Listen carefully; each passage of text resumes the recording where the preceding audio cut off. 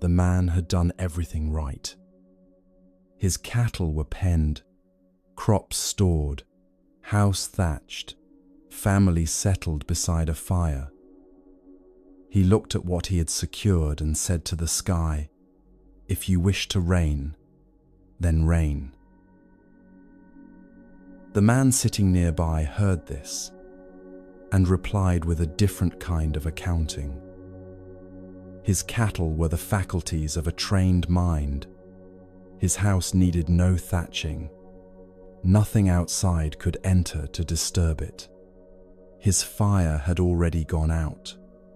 The fire most people spend their lives feeding without knowing they are feeding it. He said to the same sky, "If you wish to reign, then reign." Two men, the same words, entirely different weights. One had secured everything he could reach. One had stopped needing to. This exchange sits in one of the oldest collections in the Buddhist canon, and it is where tonight begins. Over 3 hours, you will also hear a monk who walked toward violent people by choice, and why fear had nothing left to attach to when he arrived. A poet monk who caught himself being proud of his own spiritual progress, returned for help, caught himself again, and kept returning for years. And a riverside teaching that redefines what it means to live truly alone. Everything tonight comes from the Pali Canon, the oldest surviving record of what the Buddha taught. Unhurried and exact. Get comfortable wherever you are. Leave where in the world you are listening from in the comments. Everything that follows is yours to receive at whatever pace your body needs tonight.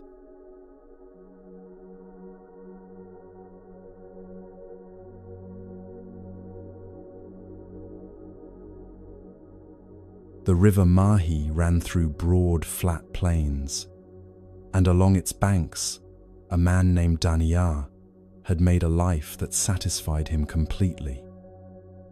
His cattle were good cattle, healthy, well grazed through the long dry season, now penned for the evening in an enclosure that had taken genuine effort to build. His house was thatched against the coming rains. His crops were stored. His wife and children were warm beside a fire, settled into the particular ease of an evening when the day's labor is finished and the next day's has not yet begun. He had done more than this. He had tended his calves and his older animals through the dry season. He had earned what needed to be earned and given what needed to be given.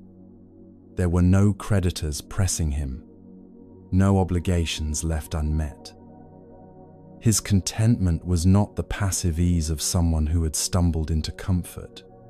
It was the active satisfaction of a man who had worked deliberately for years toward exactly this arrangement, and the arrangement had arrived. He sat with all of this around him and felt something that requires no translation across the centuries. The specific satisfaction of a person who loves what they have built, who has arranged a life with care, and who finds on a particular evening that the arrangement holds. Nothing missing, nothing threatening. Everything he valued was present and accounted for. He spoke to the coming night, to the rains gathering on the horizon. My cattle have been tended. My rice has been cooked. My house is well thatched, and the fire burns. If you wish to reign, then reign. A wandering monk was near the same river that evening. and heard Daniya's words. He replied, verse by verse, in the same structure Daniya had used, accounting for what he had secured in the same cadence.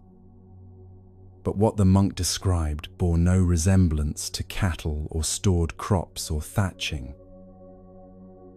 He said his mind was no longer a herd running wherever it wished, toward what it found attractive, away from what it found threatening. He said the stability he had developed required nothing external to hold it in place. He said his fire had been extinguished, the fire most people spend their lives feeding without knowing they are feeding it, the heat of requiring things to be different from what they are. He too said, if you wish to reign, then reign. The monk's replies were not cold. He was not describing withdrawal from the world or cultivated indifference to what he encountered. He ate food when food was offered.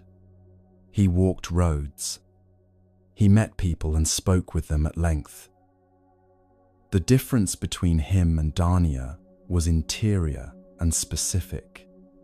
His inner stability had no external load, bearing walls. He did not require any particular person to remain as they were, any particular situation to stay arranged, any particular outcome to arrive, in order for the quality of his engagement with that moment to remain undiminished. This exchange is preserved in the Sutta Nipata, one of the oldest surviving collections in the Pali Canon. Both men address the same sky. The rain that follows falls on both of them. Their fields get wet equally. The river rises for both. What differs between them is entirely interior, what each of them requires to remain arranged in order for peace to be possible. Daniya requires the cattle penned. He requires the thatching to hold. He requires the crops to stay stored and the family to remain warm. If any of those things changes, his peace changes with it, because his peace is architecturally dependent on external conditions holding their arrangement. The monk has built something the weather cannot disorganize. The difference between those two kinds of security is what the rest of tonight is about. Here is the first thing worth examining carefully. The grip that produces suffering rarely announces itself as a grip. It presents as love, loyalty, reasonable investment in what matters. It feels, from the inside, almost indistinguishable from genuine care. Daniya is not wrong to tend his cattle and thatch his house. His care for what he has built is real. His love for his family is real. What produces suffering is not the caring itself, but the architecture the caring has been built upon. Peace made structurally conditional on things remaining arranged in a way that things do not reliably remain arranged. Buddhism identifies this in its account of how suffering is maintained.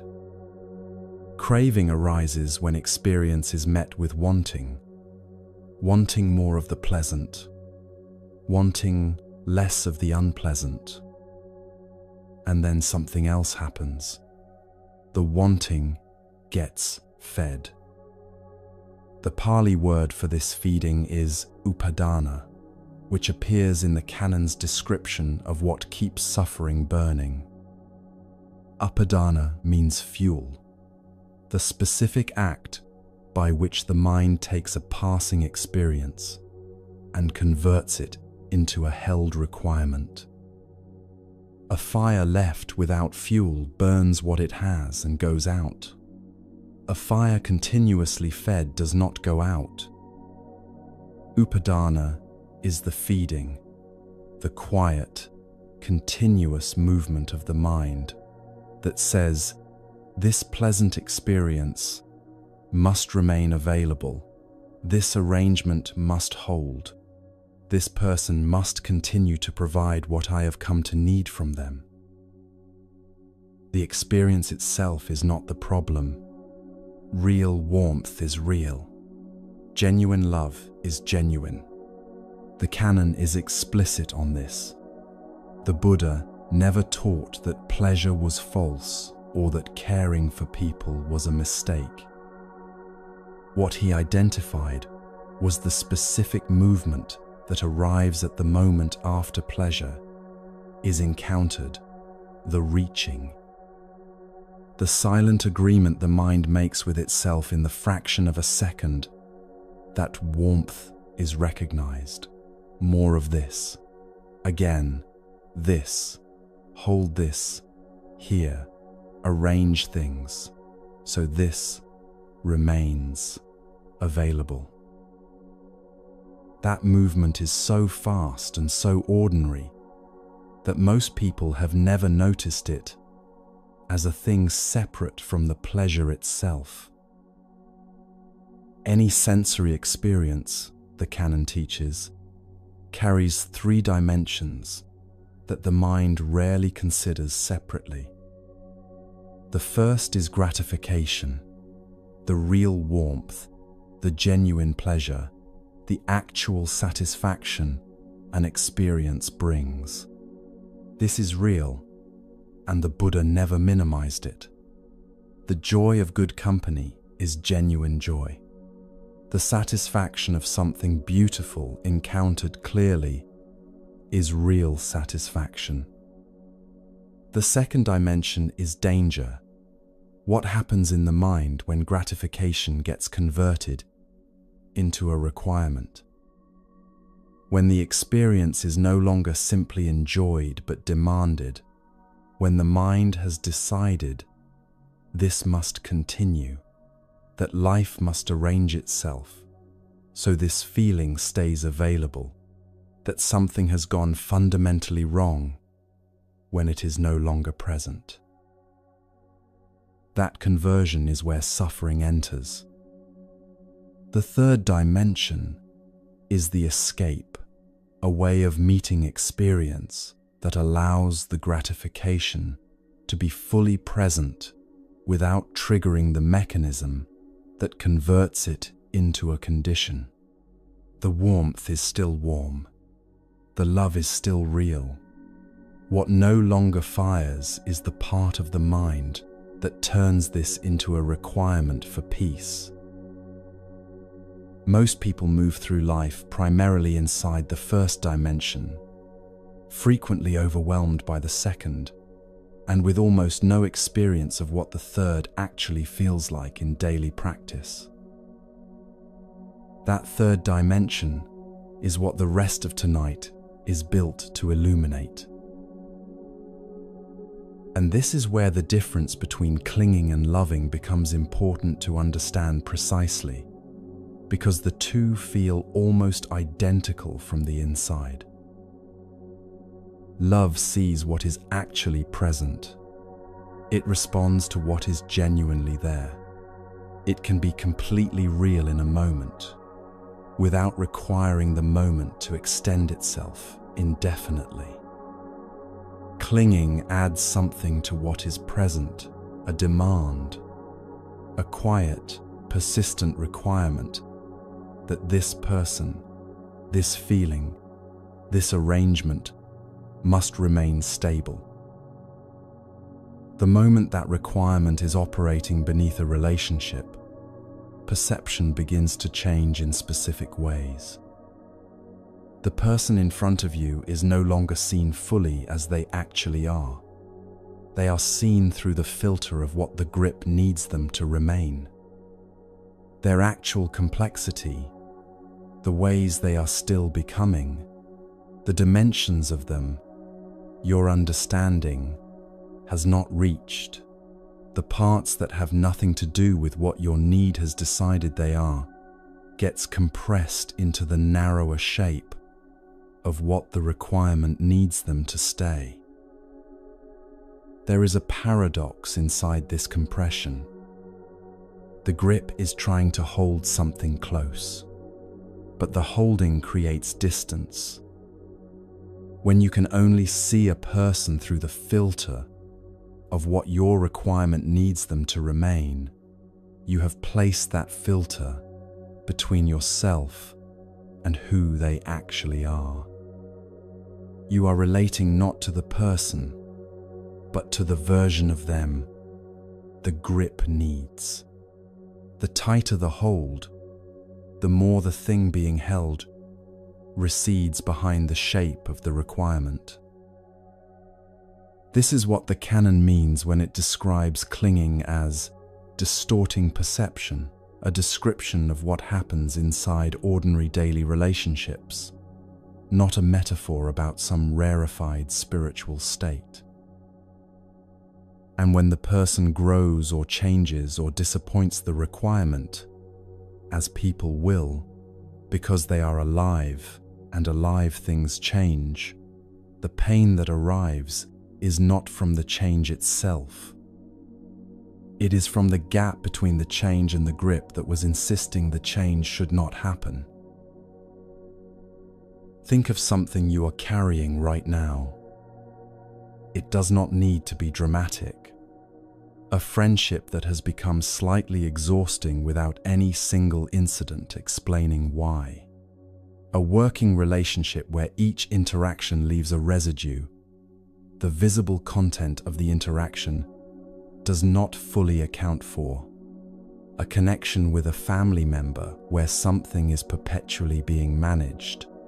Some version of the relationship maintained through continuous small adjustments. Some gap between what the relationship actually is and what the grip needs it to remain. There is likely real care inside all of that tiredness. Real history, real affection, real investment that predates the weight. The exhaustion does not come from the caring. It comes from the continuous background work of maintaining an arrangement that may have quietly moved beyond the point of matching. That background work is largely invisible because it presents itself as love. The same mechanism operates in the grip most people maintain on outcomes. The actual effort of a goal, the hours honestly given, the attention genuinely brought, rarely exhausts in the same way the anxiety running underneath does.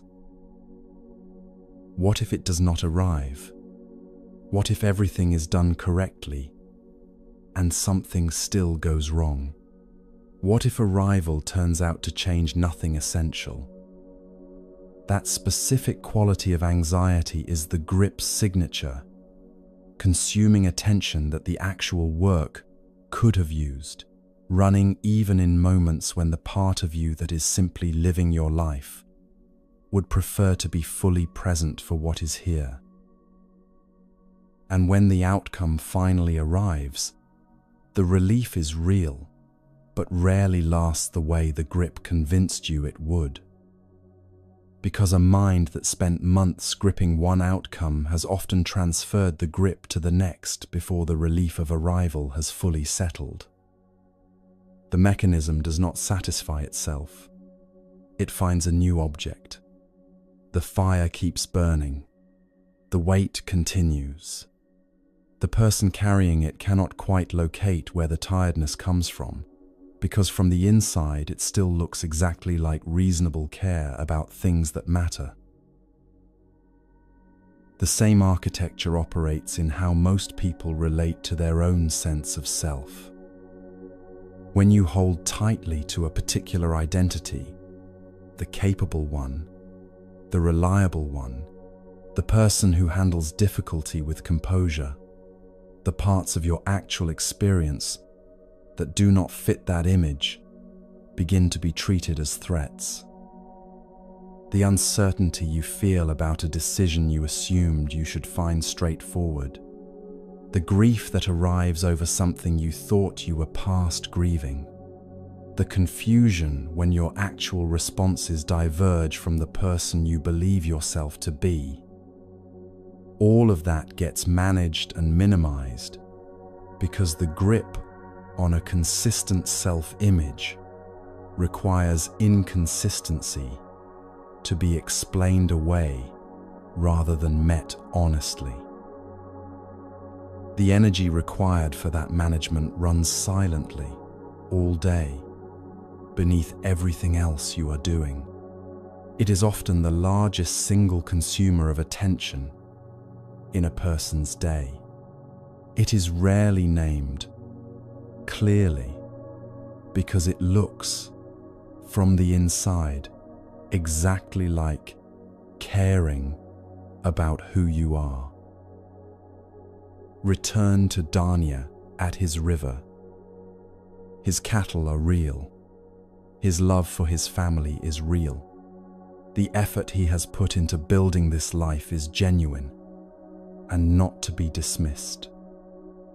What the monk's parallel verses point toward is one specific thing: the difference between caring for what you have built and requiring what you have built to remain unchanged as the condition for your peace. The monk's stability faces the same rain and does not require it to cooperate. His extinguished fire is precise in what it means, not the warmth of genuine connection, which is still fully present in how he meets the people who come to him. It is specifically the fire of requiring experience to be other than it is, the heat that runs beneath most people's days, maintaining the constant, low-grade work of insisting on arrangements that life has not agreed to maintain. The practice that begins here is a single question, asked quietly and without self-accusation. Beneath this caring, what am I actually requiring? What version of this person or this situation is the grip insisting must stay stable? What would the caring look like if that requirement were to soften slightly? You do not need to answer fully in order for the question to do its work. Asking it clearly, with genuine curiosity rather than self-reproach, is often sufficient to begin a loosening. And a grip that has loosened slightly changes the quality of everything it was previously constricting. What you are looking for is the seam between the caring itself and the requirement running underneath the caring. They have probably been entangled long enough that separating them feels impossible, but they are distinct. You can want good things for someone without requiring them to stay a particular version of themselves. You can invest deeply in your work without requiring it to confirm something specific about your worth. You can hold your values honestly without requiring every inconsistency to be hidden before it disrupts the arrangement. These are the specific changes that happen as the grip gradually softens through practice, not as instructions followed, but as natural consequences of seeing more clearly.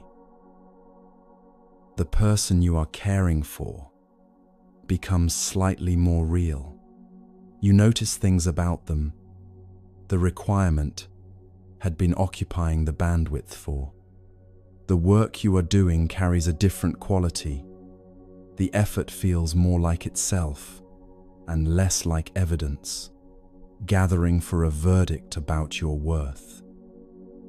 The version of yourself you have been maintaining becomes less brittle. These are gradual easings, not breakthroughs, but gradual easings, sustained across time, change the texture of a life considerably.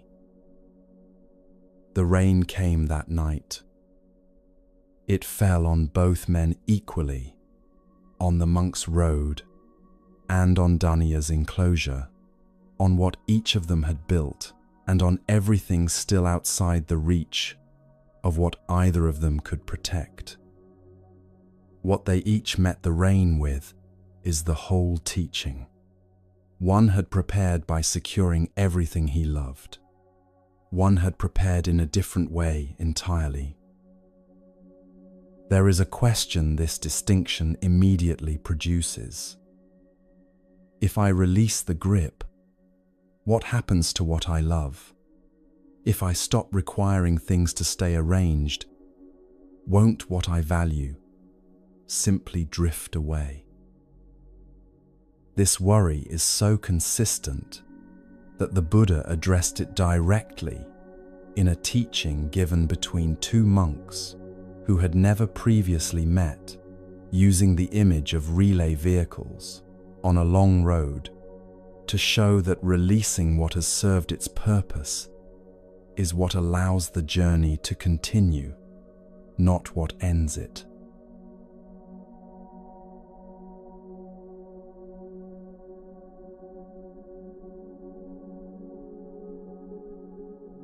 Is moral conduct the goal of this life in practice? The answer came without hesitation. Moral conduct is a vehicle. Then is purification of mind the goal? Purification of mind is a vehicle. The questioning continued through 7 stages, each offered as a possibility, each declined with the same patient precision. A vehicle, a relay post, necessary and real, and not the destination. This exchange is preserved in the Ratavinita Sutta of the Majjhima Nikaya, a conversation between 2 monks who had never previously met. Punnamantani-putta and Sariputta found each other at a monastery in Savatthi, and Sariputta, who had heard remarkable things about Punna from practitioners across the community, wanted to understand precisely what this man was practicing toward. Sariputta was among the Buddha's most accomplished disciples, known for his analytical precision and the depth of his understanding. That he would sit down to question a monk he had never met with genuine curiosity rather than the authority of a senior practitioner delivering conclusions says something about what the conversation was actually for. He asked. He listened. What, after everything, was the goal? After moral discipline, after mental composure, after years of clear seeing, deepening through practice, what were all of these stages actually in service of? Punna's answer was careful and honest. Each stage is genuinely valuable, genuinely transformative, and none of them is the destination. They are vehicles, relay chariots, each built to carry you to a specific point on a long road, and each to be released there so the next vehicle can continue the journey from that post. The simile he offered is worth sitting with fully. If you needed to travel from Savatthi to Rajagaha, a considerable distance across ancient India, you would take relay vehicles at successive posts along the way. You ride the first chariot to the first relay post. There you transfer to the second, which carries you to the next. You continue through each post until you arrive. At each post, the previous chariot is released. You do not carry it forward out of loyalty to what it gave you. You do not add its weight to the load the next one must bear. You board the next vehicle. The road continues. The 7 stages Punna described, moral conduct, sense restraint, mindfulness, composure, right knowledge, liberation, are precisely this, a sequence of relay vehicles, each creating the conditions for the next to become possible, each released when those conditions have been fully established. Moral conduct creates the internal stability from which genuine composure can develop. Composure creates the settled attention through which clear seeing arises. Clear seeing erodes the specific ignorance that feeds craving. And craving released, understood clearly enough that it no longer finds fuel, is what liberation means in practical rather than abstract terms. No stage is the destination. Each is ground for the next. And ground, when it has done its work as ground, is set down. When Sariputta reported this conversation to the Buddha confirmed that Punna had answered well. He added no corrections. The exchange stood as a complete account of how the path unfolds.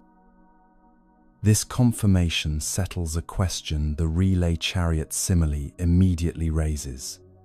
Is it possible to skip a relay post? To board a later vehicle without the earlier one having done its work? The answer is no. The sequence is not arbitrary. Each vehicle creates the road conditions the next one requires. You cannot take the 6th chariot from Savatthi. It is not there yet. This teaching describes the arc of Buddhist practice. It describes equally how significant change in any life actually works, and why so many of those changes feel like loss when they are not. Giving up comes from exhaustion and despair. The vehicle still has road ahead of it, but the energy or belief required to keep moving has collapsed. Giving up does not read the relay post correctly. It concludes the post is the edge of the road rather than a transfer point on it. It collapses the journey. The person who gives up and the person who genuinely lets go may perform the same outward act at the same moment. Both release the grip.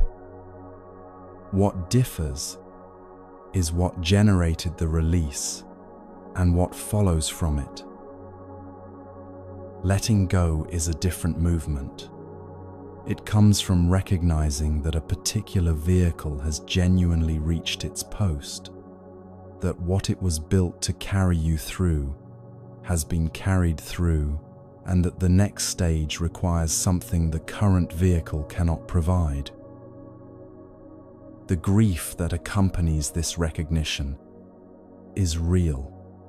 The loss is real. What shifts is what the grief is evidence of. It is evidence that something genuine has completed, and something that has completed is not the same as something that has been taken from you. The canon has a specific word for the quality of relinquishment the relay chariot teaching points toward: Vossaga.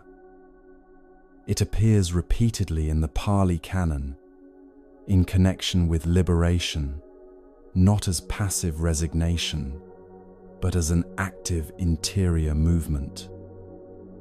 The willingness to release what has done its work, cleanly and completely, so that nothing from the previous stage is dragged forward, as unnecessary weight. Vasaga is not giving up. It is the courageous act of a person who has understood clearly enough to release deliberately rather than grip exhaustedly. What Vasaga is not also matters. It is not suppression, the forced burying of something that still has energy in it. A person practicing Vasaga can grieve fully, can feel the weight of what is releasing, can honor what the vehicle carried them through, and still know with clarity that the post has been reached. The grief and the release do not contradict each other. They occur simultaneously. Both are honest. The difficulty at the relay post is specific and worth naming plainly. The current vehicle is familiar. You understand its dimensions, how it handles on difficult terrain, what it requires of you in hard moments. You have invested genuine time, learning to use it well. The next vehicle has not yet appeared clearly enough to justify stepping off. The relay post therefore feels, from one angle, like a cliff edge rather than a transfer station, because what comes next is not visible from the middle of the previous run. This is the gap most people fall into. The current vehicle is clearly not moving forward, but the next one has not yet become visible, so the grip tightens on what is no longer working. The alternative has not yet been seen. Knowing whether a vehicle has genuinely reached its post, or whether you are simply tired, requires honesty about what kind of effort is still available.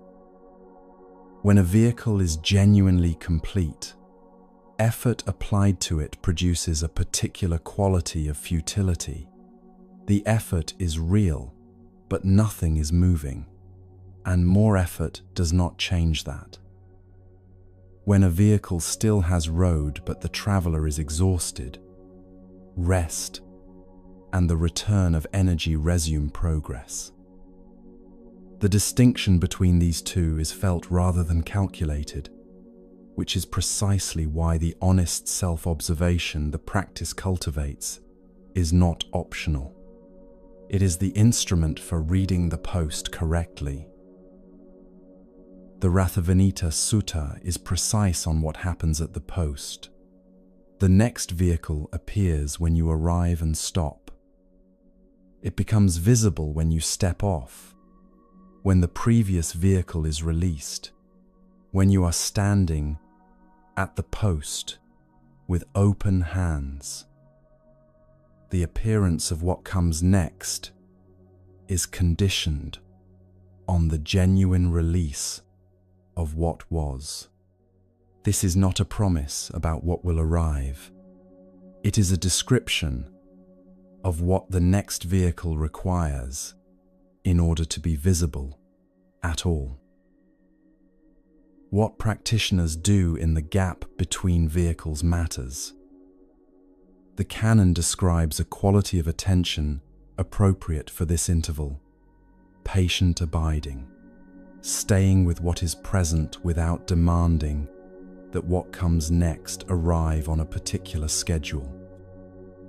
The gap is not a failure of practice. It is the interval during which conditions for the next stage are still gathering. Forcing movement before those conditions are ready produces the kind of effort that exhausts without progress. The difference between pushing a door that opens inward and simply waiting for it to swing. The gap is not empty time. It is time in which the traveler adjusts to what they have just released, and in which the new road becomes slowly visible. Staying with that process, honestly, without urgency, without performing readiness before it has arrived, is itself a practice. Consider the identities most people carry into the middle years of a life. A version of yourself built to navigate specific demands, the demands of early career, of a long relationship, of a decade organized around particular forms of striving, does not remain the right vehicle indefinitely. The strategies that carried you well through one decade can genuinely constrain what becomes possible in the next. When this begins happening, the mind registers it as friction. Familiar approaches feel misaligned. Old patterns produce diminishing returns. Something feels contained in ways that have no obvious source. From inside that friction, the situation presents as a problem to diagnose. From the relay chariot view, it looks simpler. The vehicle has reached its post. What is being asked is a transfer. The friction is the post announcing itself. This applies equally to the conclusions most people carry about themselves. The interpretation of a painful event that became a fixed belief about your own capacity. The story built from a pattern of difficulty that hardened into a permanent verdict: I am the kind of person who cannot do this. These conclusions were relay vehicles too, built to make sense of specific experiences at a specific time, useful then in making conditions navigable. When carried far past the experience that generated them, they become the most constraining vehicles of all. Ones the passenger has completely forgotten are vehicles, having mistaken them for the road itself. The same logic applies to fixed views of other people. The interpretation of a difficult person formed during a period of genuine hurt that hardened into a permanent category. The verdict about a family member or colleague that was accurate at a specific moment and is now simply carried forward by habit. People change. The person being encountered through the lens of an old conclusion may be genuinely different from the one who occasioned it. The vehicle served a purpose at the time. When carried past the experience that generated it, it prevents seeing what is actually present, and contact with another person becomes contact with an old story about them. The same structure operates in relationships that have run their full course. Every relationship does specific work.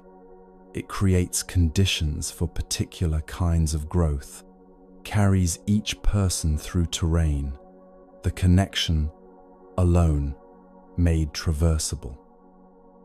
When that work is complete, when both people have grown in the directions this connection made possible and are now moving in directions that require different conditions, holding the relationship in its previous form through determined, attachment produces the distortion described in the first section.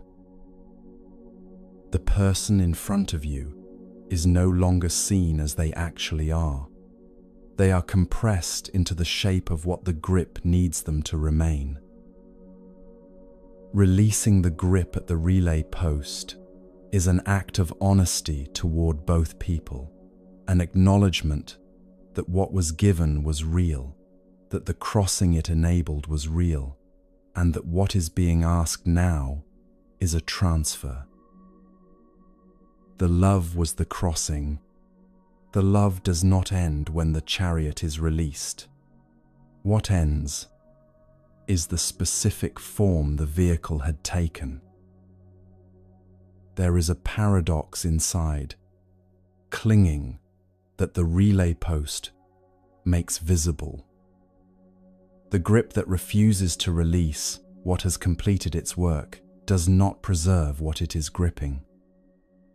A connection held past its genuine course by force of attachment becomes rigid, then resentful, then something neither person recognizes as what they were trying to preserve. The tighter the hold on what wants to complete, the further the actual thing recedes.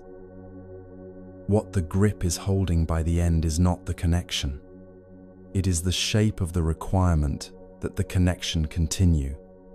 These are not the same thing, and mistaking one for the other is where considerable suffering lives. The same paradox appears in creative work and long projects. The approach that produced genuine results in the early stages of building something can become the primary obstacle to what the work needs to become next. Artists and practitioners encounter this. The method that opened the first door, carried faithfully forward past the door it opened, blocks the second.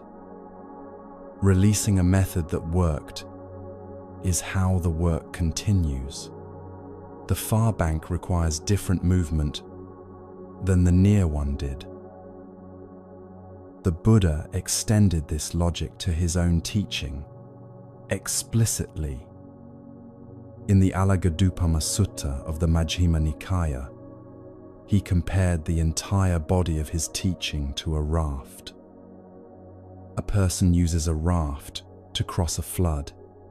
On reaching the far bank, they face a question: should they lift the raft onto their shoulders and carry it forward? The raft was for crossing. The crossing is complete. It is left at the water's edge. He was speaking about his own teaching deliberately. The Dhamma is taught for the purpose of crossing over, not for the purpose of holding on. Even genuine wisdom, carried as a possession rather than used as a vehicle, becomes weight the carrier did not need. Sariputta received all of this from Punna, in the quality of attention that arrives when a teaching meets a question already moving inside you. His final question was the most precise. What is the goal, if none of the 7 stages is it? Punna answered without elaboration: complete liberation without clinging. Liberation that holds nothing, not the stages that produced it, not the teaching that pointed toward it, not even the relief of having arrived. The raft left at the bank, the chariot at the final post, hands open. When something in your own life is ending, a role, a phase, a version of yourself you have inhabited with genuine care, one question is worth pausing for honestly. Has this vehicle reached its post? Has it done what it came to do? Is what you are grieving the grief of something forcibly taken, or the grief of something complete being mistaken for something broken? These questions do not demand quick answers. They do not require resolution before movement is possible. Holding them with genuine curiosity, without urgency, changes what an ending means over time.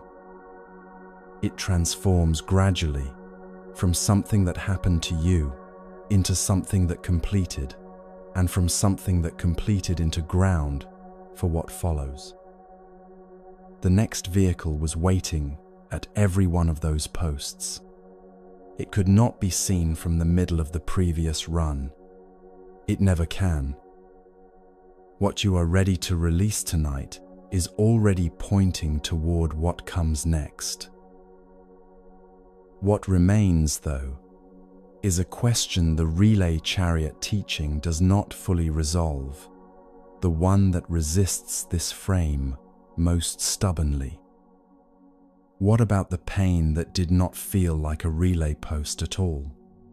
The loss that arrived not from a vehicle completing its work, but from something disrupted before it was done? A wandering ascetic brought exactly this question to the Buddha in precise form, and the answer he received is one of the most practically relieving passages in the entire Pali Canon.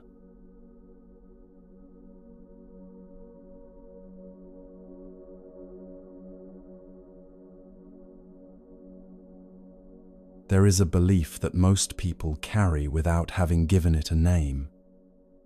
When something painful arrives, illness, loss, a period of life that grinds without obvious end, the mind produces, quietly and almost automatically, a verdict about it.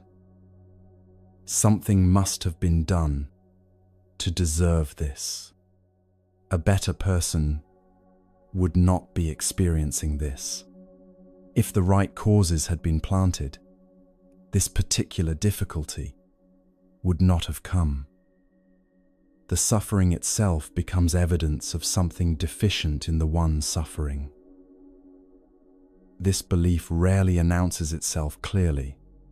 It runs beneath conscious thought as a persistent undertone, the sense that what arrives in a life reflects, with some precision, what has been morally generated. In traditions that use the word karma, the belief wears that vocabulary. In secular life, it wears different words. Everything happens for a reason. You attract what you project. The universe delivers what you have sent out. The vocabulary differs. The underlying structure is identical. What comes to me reflects who I have been, and what I am suffering is therefore appropriate to the person I am. The wandering ascetic who came to the Buddha had been taught a rigorous, philosophically developed version of this belief, and he did something that required genuine intellectual honesty. He asked whether it was correct. His name was Mulia Sivaka. He was not a Buddhist practitioner. He belonged to another tradition, trained in its methods and committed to its understanding of causation. The understanding he carried was this: everything a person experiences, every illness, every accident, every loss that arrives without a visible external cause is the fruit of past intentional action. You generated the causes of your experience in this life or across previous ones. The ledger is precise. What comes to you is what you set in motion, all of it, without exception. The Buddha's answer was no. Not no softened by enough qualification to leave the original view standing. Not no accompanied by diplomatic acknowledgement that the questioner's tradition had a point worth considering. No as a clean, direct disagreement with a specific claim, followed immediately by what actually generates experience. 8 distinct causes, each real, each operating independently, and only one of which is karma. He named them in sequence. Bile, the body's digestive processes, when imbalanced, produce heat and inflammation and a range of physical suffering that has nothing to do with the moral history of the person experiencing it. Phlegm, another bodily process whose imbalance generates illness through physical rather than karmic mechanisms. Wind, conditions affecting the nervous system and the physical energy available to the body. Combinations of these three, producing more complex conditions than any single cause alone generates. Seasonal changes, the body's response to heat and cold, and the transitions between them, which create conditions for certain kinds of suffering regardless of the quality of intention the body's inhabitant has been cultivating. Careless behavior, actions taken without adequate attention to one's own physical well-being, which produce predictable physical consequences, not karmic consequence, in the moral sense, simply the direct result of insufficient care applied to a physical body. External assault, harm that arrives from outside through violence, accident, or circumstances that impinge on a body from forces entirely external to it. And karma, intentional action and its fruits, the eighth cause, real and consequential, and one of eight, rather than the single explanation for all the others combined. To say that all experience is past karma, the Buddha told Sivaka, is wrong view. That language was precise in its context. Wrong view, the specific category of misunderstanding that distorts everything downstream of it by getting the foundational picture incorrect. The wise, he concluded, reject this attribution. The rain falls because of atmospheric conditions. The infection arrives because a body encountered a pathogen under conditions that allowed it to take hold. Neither event consults the moral record of the person caught in it. The practical weight of this wrong view is most visible in chronic suffering, the pain that does not resolve in weeks or months, but becomes the texture of a life over years. When chronic illness, persistent grief, or long difficulty is filtered through the all-karma lens, the suffering doubles in a specific way. The illness or difficulty is the first layer. The continuous low-grade trial of the self, examining what past action could have generated this, wondering what moral correction might eventually relieve it, becomes a second layer of effort stretched across every day.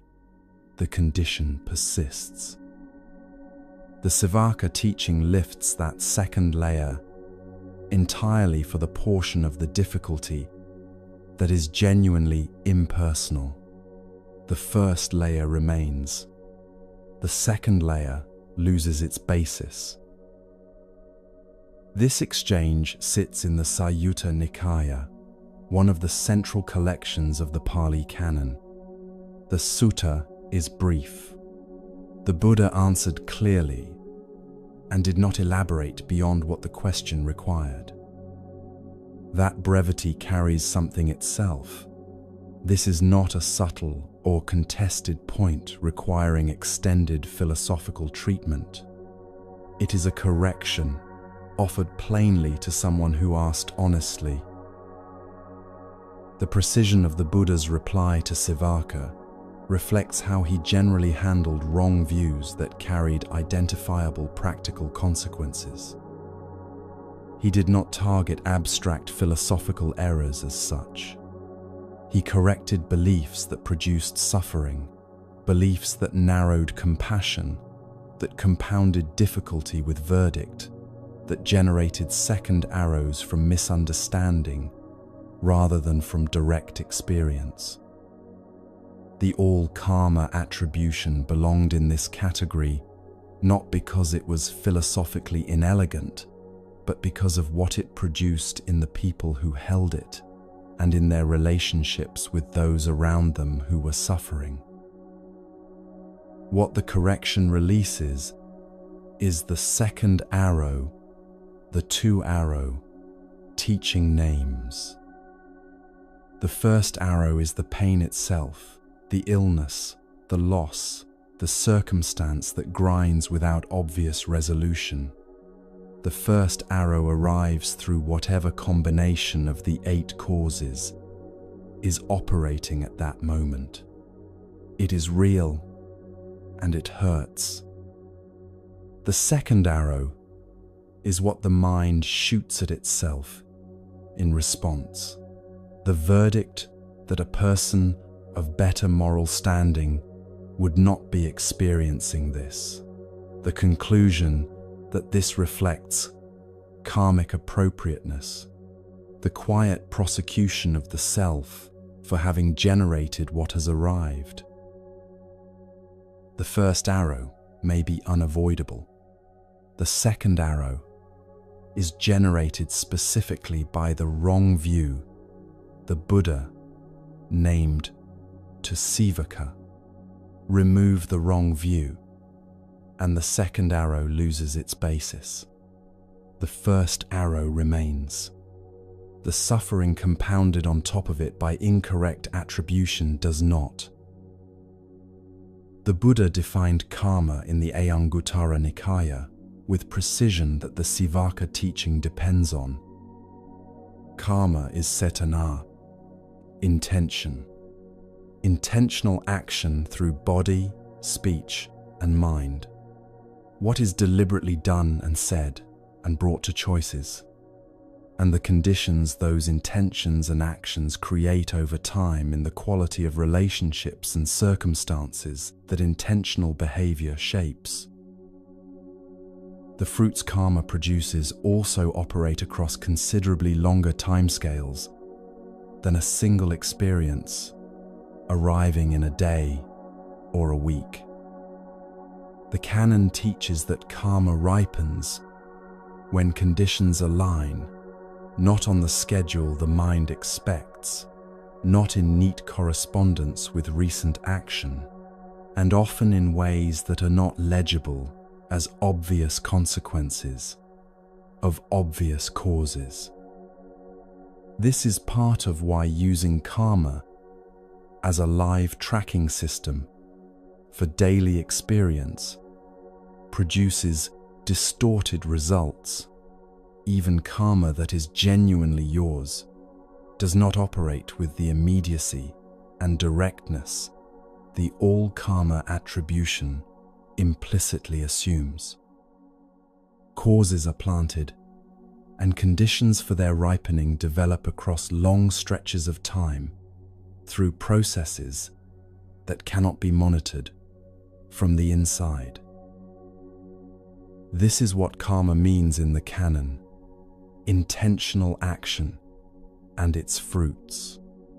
That definition locates what you are actually responsible for, the quality of your intentions, the actions they generate, the conditions those actions are building over time, and places everything else where it belongs. The suffering generated by bile or seasonal change or external assault does not belong in your moral ledger.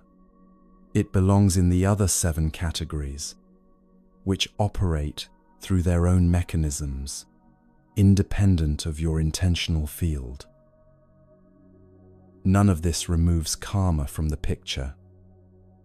The karma that is genuinely yours, the patterns of intention you bring to your choices, the actions those intentions generate, the conditions those actions are accumulating across time, is real and consequential and deserves careful, honest attention. Acknowledging it is not self-punishment. It is accurate accounting that makes genuine change possible. Using the Sivaka teaching to avoid the slice of karma that actually belongs to you would be using it precisely backwards. There is something the teaching clarifies about compassion as well. When another person is suffering, through illness, through poverty, through circumstances that persist without obvious resolution, the all-karma attribution generates a specific quality of justified distance. They must have earned this through past action. This is their karmic situation, completing its necessary process. This reasoning has been used across many contexts and centuries to justify the withdrawal of practical help from people who needed it. It rests on the wrong view Sivaka came to test. This misattribution also shapes how people speak to those who are suffering, and the shape it produces is worth naming. When a person in pain hears, in whatever vocabulary it arrives, that their suffering reflects what they have generated, the suffering is compounded by shame. The first arrow hurts. The message that it is morally appropriate adds a specific quality of isolation. This is mine, in a way that cannot be shared or relieved by another person's presence. The Sivaka teaching recovers the actual function of presence. When suffering has impersonal causes, another person sitting with that suffering in honest acknowledgement is not an irrelevance. It is medicine. The 8 causes operate simultaneously and do not suspend each other's operation. A person who has cultivated carefully considered intentions across years still catches diseases through pathogen exposure, still encounters seasonal change and the conditions it creates, still meets external circumstances that arrive through forces entirely outside their intentional field. What practice changes is not the operation of the other 7 causes. What practice changes is the quality of what is available in the mind when those causes produce their effects. A mind that has worked with releasing upadana meets difficulty with less of the second arrow added on top. The difficulty is real, the suffering compounded by attributing it to karmic deservingness is substantially reduced. That reduction is not small. There is a discomfort that sometimes arrives with the Sivaka teaching on first encounter. The belief that everything is karma carries, alongside its suffering, a form of psychological security. If I generated all of this, then I can also uncreate it through better action. If the ledger responds to my moral choices, then improving my choices will eventually change what arrives. The all-karma attribution is painful, but it is pain inside a framework that preserves the sense of fundamental control. Everything is organized around me and what I have done. The Sivaka teaching removes that security in one specific domain. Some of what arrives in a life is simply impersonal, physical, environmental, circumstantial, and does not respond to moral improvement because it was never organized around moral deservingness to begin with. Accepting this fully requires a different relationship with uncertainty than the all-karma view permits. It requires meeting difficulty without a narrative that explains precisely why. it is happening. This is precisely the capacity that working with Upadana develops over time. A mind practicing the release of its grip on required outcomes is also developing the capacity to meet impersonal difficulty without demanding moral organization from it. Releasing the requirement that life arrange itself in particular ways includes releasing the requirement that suffering carry a moral explanation. Both are forms of meeting what is actually present without adding what is not there. One of the quieter gifts the Sivaka teaching offers is the recognition that what is impersonal is not hostile. Bile does not dislike you. Seasonal change is not organized against your well-being. The external circumstances that arrive through ecological or economic forces are not a message. They are conditions arising through their own causes, operating through their own mechanisms, producing effects in the bodies and lives they encounter without any orientation toward the individuals they happen to reach. That impersonality is different from the impersonality of being overlooked or forgotten. It is the impersonality of how physical and circumstantial reality operates, thoroughly, without malice, without preference, and without any reference to whether the person it is reaching has been careful in their intentions or not. Meeting that impersonality clearly, without narrating it as punishment, without demanding the moral organization it does not contain, changes something in how difficulty lands. The second arrow does not fire. What remains is the first arrow only, real, present, and workable, without the additional weight of verdict layered on top. Sivaka left that conversation with a more accurate picture than he arrived with. What he lost was the simplicity of a single explanatory frame. What he gained was an account that matched how experience actually works. Complex, multi-causal, not organized around the moral deservingness of whoever is experiencing it at any given moment. You can work carefully and honestly with the karma that is genuinely yours, the quality of intention behind what you say, what you do, how you meet the people and circumstances of your life, and simultaneously release the weight of believing yourself the sole author of every difficulty that has arrived. One keeps you responsible for what is actually in your domain. The other releases what was never yours to carry. Both are necessary. Neither alone produces what the Sivaka teaching is pointing toward. An accurate picture, held clearly, without additional suffering, generated by getting the proportions wrong. Something still sits underneath all of this.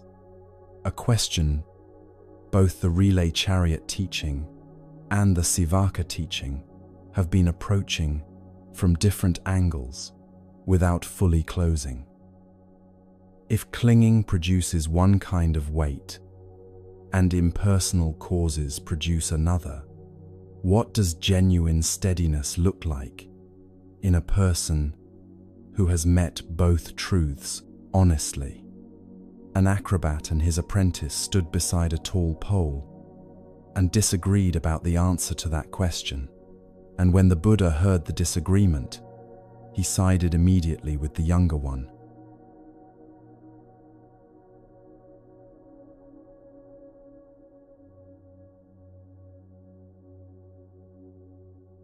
The the disagreement was simple enough that it could have been resolved in a sentence, and yet neither of them could resolve it. The master had a view, and the view made obvious sense from where he stood. The apprentice had a different view, and that one also made sense from where she stood. Both were standing at the base of a tall pole they were about to climb, and the question between them was straightforward. Once they were up there, moving through the performance, how would they best keep each other safe? The master acrobat had performed for years. He knew precisely what it cost when attention wandered at height. He had watched other performers lose their footing, had felt himself lose concentration in moments of distraction, and recovered only narrowly. His view came from experience. If each of them watched the other, monitoring the other's balance and position, and any sign of instability developing, they could catch problems the other person could not catch themselves, and both would be protected. The care was genuine. He was trying to look after them both. His apprentice listened, and then disagreed. Her view was this: you watch yourself, and I will watch myself. When each of us maintains our own balance with full attention, both of us are protected. That is the condition that keeps us both safe. Not the monitoring of the other, but the complete quality of care each brings to their own footing, their own balance, their own position on the pole at every moment of the performance. The master thought her answer was a mistake. She thought his was. Neither persuaded the other. The Buddha heard this disagreement and was asked to resolve it.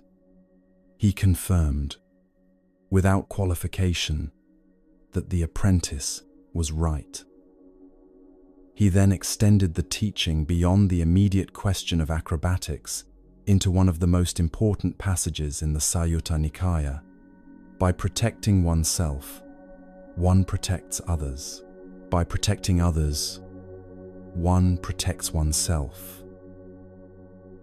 Both directions were real, both genuinely operated, and the order in which they were stated was not incidental. Self-protection was named first. The outward movement was named second. Not because the other person's well-being mattered less, but because the sequence had an actual structure that doing it backwards could not replicate. This sutta, the Siddhaka Sutta, preserved in the Samyutta Nikaya's section on the 4 foundations of mindfulness, arrives at exactly the juncture in tonight's teaching where the previous 3 sections have been building toward it. The first section named what clinging costs in the quality of perception and presence. The second named the difference between releasing what has completed its work and collapsing in exhaustion. The third removed the weight of believing yourself the moral author of every difficulty that has arrived. All 3 of those teachings are internal movements, work done inside the mind and inside one's relationship to experience. This section names why that internal work is not self-absorption. It is the condition for anything genuine to move outward from you.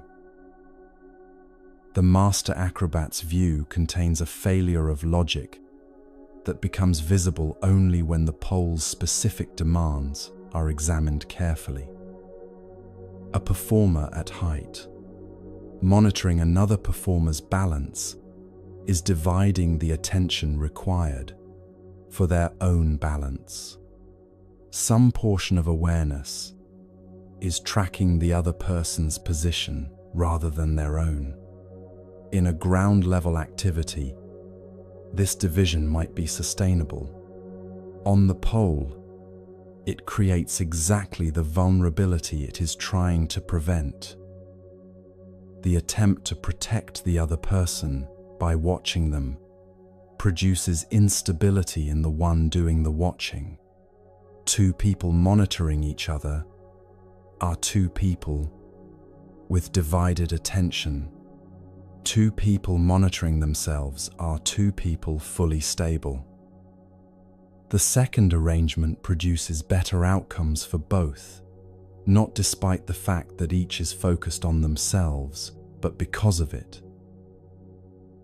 The Buddha expanded this logic into a framework that touches every form of relationship.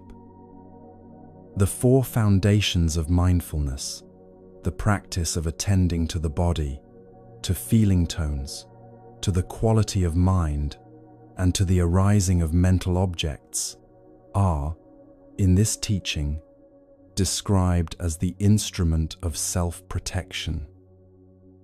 A practitioner attending carefully to their own experience, noticing what is arising, catching the movement from feeling tone into craving before it has fully fired, working with their own patterns with the quality of honest attention that practice develops. This person is not retreating from the world. They are producing the stability that makes any genuine contribution to the world possible.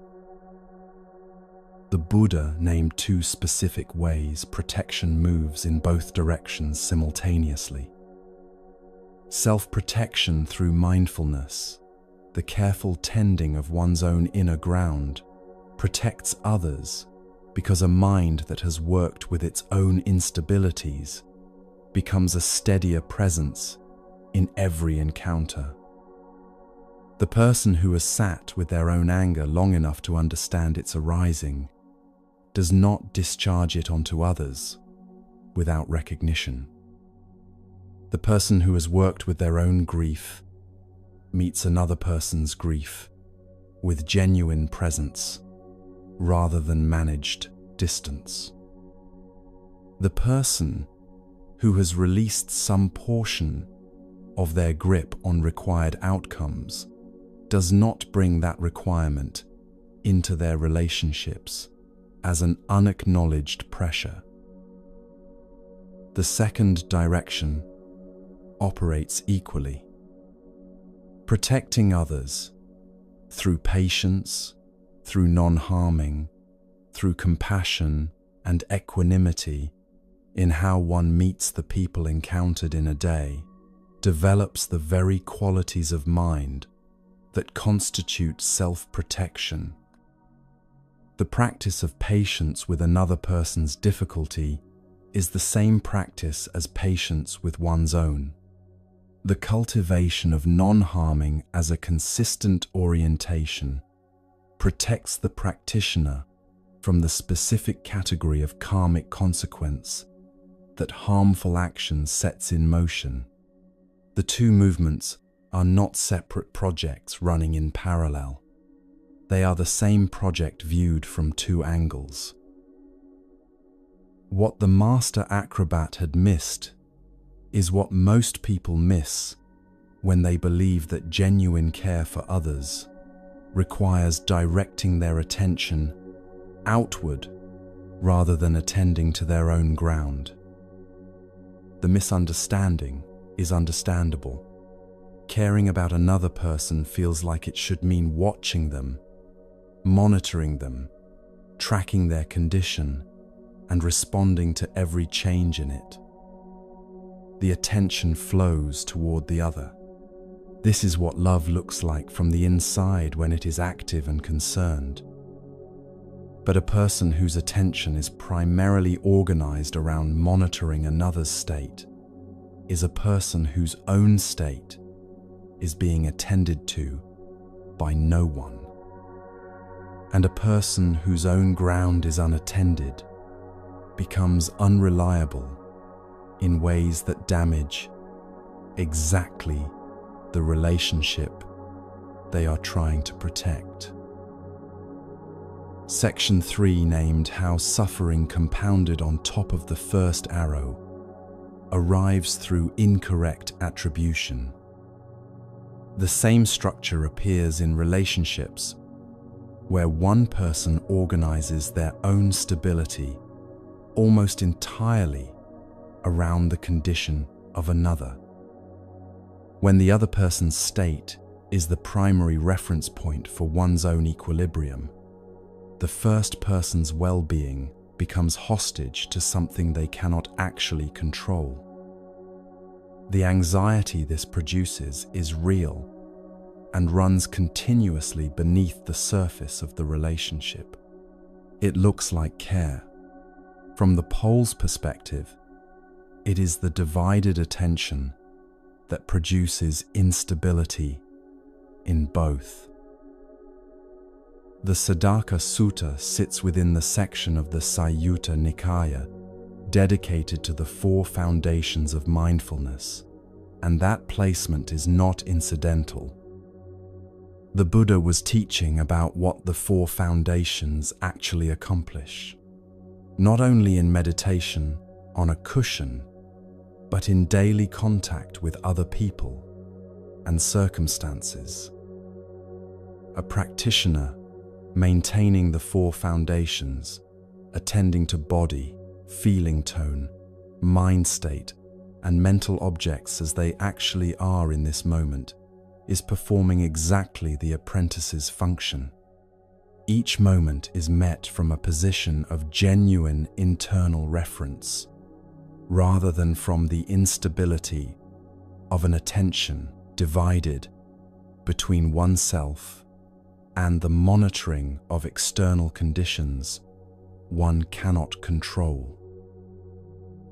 This has a direct application to the exhaustion most people describe in relationships that are genuinely meaningful to them.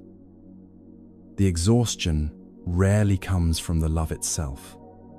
It comes from a specific allocation of attention, the continuous tracking of the other person's state, the monitoring of their signals, the quiet labor of adjusting oneself to whatever is being read from them in any given moment. That labor consumes attention that the relationship itself does not require and cannot use. The other person does not benefit from being monitored at that level of continuous intensity. They benefit from being met by someone who is genuinely present and genuinely stable, someone on whose footing they can rely, because that footing is being tended honestly. The permission this teaching extends is specific and should be received as such. Attending to your own ground, your own patterns, your own reactions, your own relationship to what arises in you is not a retreat from responsibility toward the people who matter to you. It is the specific form that responsibility takes when understood clearly. A person who cannot meet their own fear will not be able to sit with another person's fear without flinching away from it or attempting to resolve it prematurely. A person who has no relationship with their own grief will manage rather than accompany another person's grieving. A person who has not worked with their own anger will discharge it sideways in ways they do not fully register. The apprentice's answer is not a teaching about self-sufficiency in the sense of needing nothing from anyone. The pole the acrobat performs on requires both performers. The performance is shared. The relationship between them is genuine and mutual. What the apprentice names is not a withdrawal from that relationship, but a precise account of what makes it possible for the relationship to hold. Both stable, both attending, both bringing their full quality of presence to what they are doing, which is, in the nature of a shared performance on a pole at height, also what they are doing with each other. There is a question this teaching regularly produces that deserves an honest answer. What about genuine emergencies? The moments when another person is in real difficulty, when something has gone wrong for them that they cannot address alone. The answer is that a practitioner who has maintained their own stability is the person most capable of meeting genuine emergency with genuine usefulness. They are not managing their own anxiety about the other person's difficulty at the same time as trying to help. They are not bringing their own unprocessed fear into a situation that already contains enough. Their inner ground is stable enough that the full quality of their attention can go to what is actually needed, rather than to managing the disturbance the situation creates in them. The well-tended practitioner is a better presence in genuine difficulty, not a less responsive one. The Saddaka Sutta also touches something the previous sections prepared the ground for without stating directly.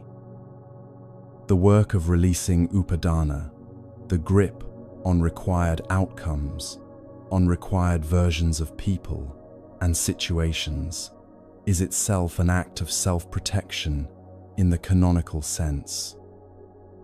A mind working honestly with its own clinging is tending its own footing.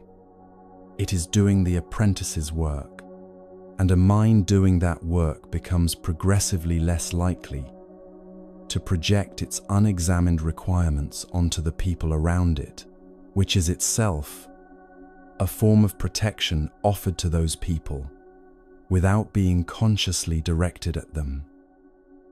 The relationship between the internal practice and the protection of others operates through exactly this mechanism, not through directing attention outward, but through reducing the specific ways the unexamined interior disturbs those in contact with it.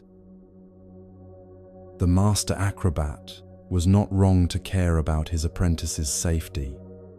He was wrong about the most effective mechanism for protecting it. The same misunderstanding operates in how most people approach the question of how to be genuinely good to the people they love.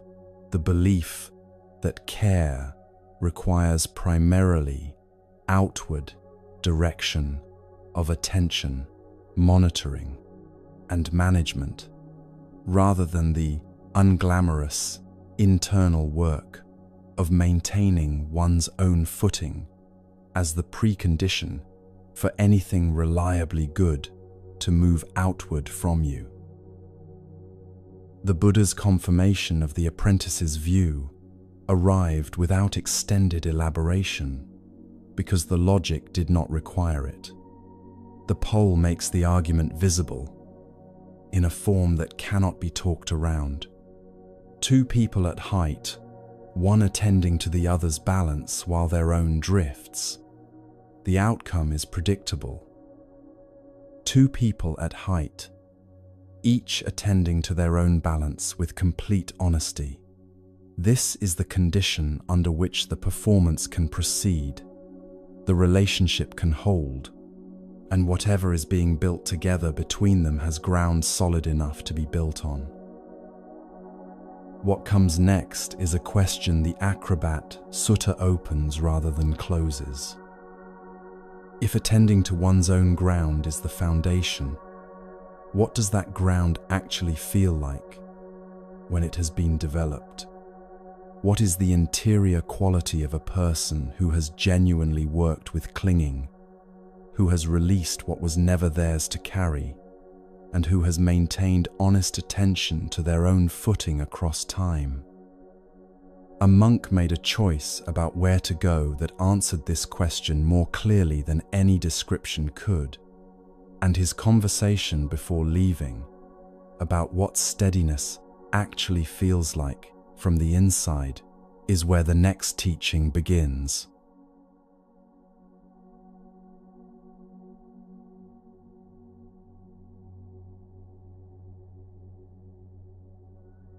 He chose to go there. That detail matters, and it is the first thing worth holding clearly before the conversation itself begins. Punna was not assigned to Sunaparanta, not asked by the community, not traveling through it on the way to somewhere else. He had heard about the region, had considered it, and had decided that this was where he wanted to take the teaching. He came to the Buddha to ask for his blessing on the plan. Sunaparanta's reputation was specific and consistent across the accounts that reached the central monasteries. The people there were rough. They were quick to anger and slow to soften. Travelers who had passed through brought back the same description. This was not a region where a wandering monk would find easy welcome or courteous audiences. It was not a destination anyone chose for comfort. The Buddha did not refuse Punna's request outright. He asked a question: "What will you do if the people of Sunaparanta abuse you with verbal insults?" Punna answered without hesitation. He would consider himself fortunate that they had not thrown anything at him. The Buddha asked, "And if they do throw things at you?" "Fortunate," Punna said, "that they did not use weapons." The Buddha continued, "And if they use weapons?" "Fortunate," Punna said, "that they did not take his life." "And if they kill you?" Punna's final answer was measured and genuine. He would be grateful. Other people have required poison or a blade to end their suffering. He was freed without such trouble. The Buddha gave his blessing immediately. He told Punna he could go. A practitioner of such patience and gentleness was fit for the people of Sunaparanta. The sutta records that Punna went, spent a single rainy season there, and brought 500 people to take refuge in the 3 jewels before the rains had ended. This exchange is preserved in the Sayyutta Nikaya, in the section dealing with the 6 sense bases. It is brief in the way that precisely targeted teachings tend to be brief. The teaching is complete in the conversation itself, without extensive elaboration required. What it demonstrates is not abstract, and not the product of exceptional character, available only to rare individuals. It is a specific quality of mind that the practice is designed to produce, recognizable and describable, visible in the concrete particulars of how Punna answered the Buddha's questions. The quality has a name in the canon. Upekkha, equanimity, is the 4th of the 4 Brahmaviharas: loving, kindness, compassion, sympathetic joy, and equanimity. It is frequently misread as the least warm of the four. The one that arrives after compassion has been fully developed and involves a kind of standing back from what compassion moves toward. A cooler quality, more distant, more controlled. This reading mistakes what upekkha actually is, and Punna's answers to the Buddha's questions correct the mistake directly. Consider what Punna's responses did not contain. They did not contain bravado, the performed fearlessness of someone determined to appear unshaken. They did not contain resignation, the flat acceptance of someone who has stopped caring what happens to them. They did not contain spiritual performance, the careful enactment of the equanimous monk for an audience of one who happened to be the Buddha himself. Each answer had the texture of someone describing, accurately and without drama, what would actually arise in them in the scenario being described. Gratitude, genuine, specific, grounded gratitude at each increment of difficulty, not because the difficulty was desirable, but because each level of it had left something intact that a worse version of the same situation would not have left. This is the quality that distinguishes upekkha from its common misreadings. Apathy says, "This does not affect me because I have stopped caring." Resignation says, "I cannot change this, so I accept it by flattening my response to it." Upekkha says something different. I can be affected by this fully and honestly, and the being affected does not destabilize the ground I am standing on. The difference is interior and specific. It is the difference between a tree that does not move because it is dead and a tree that bends in strong wind because it is rooted well enough to bend without breaking. Punna was not planning to feel nothing if the people of Sunaparanta insulted or harmed him. He was describing a quality of ground that would remain available to him regardless of what they did. The Brahmaviharas as a set illuminate this further. Metta, loving kindness, is the active wish for beings to be well, extended without conditions toward whatever is encountered.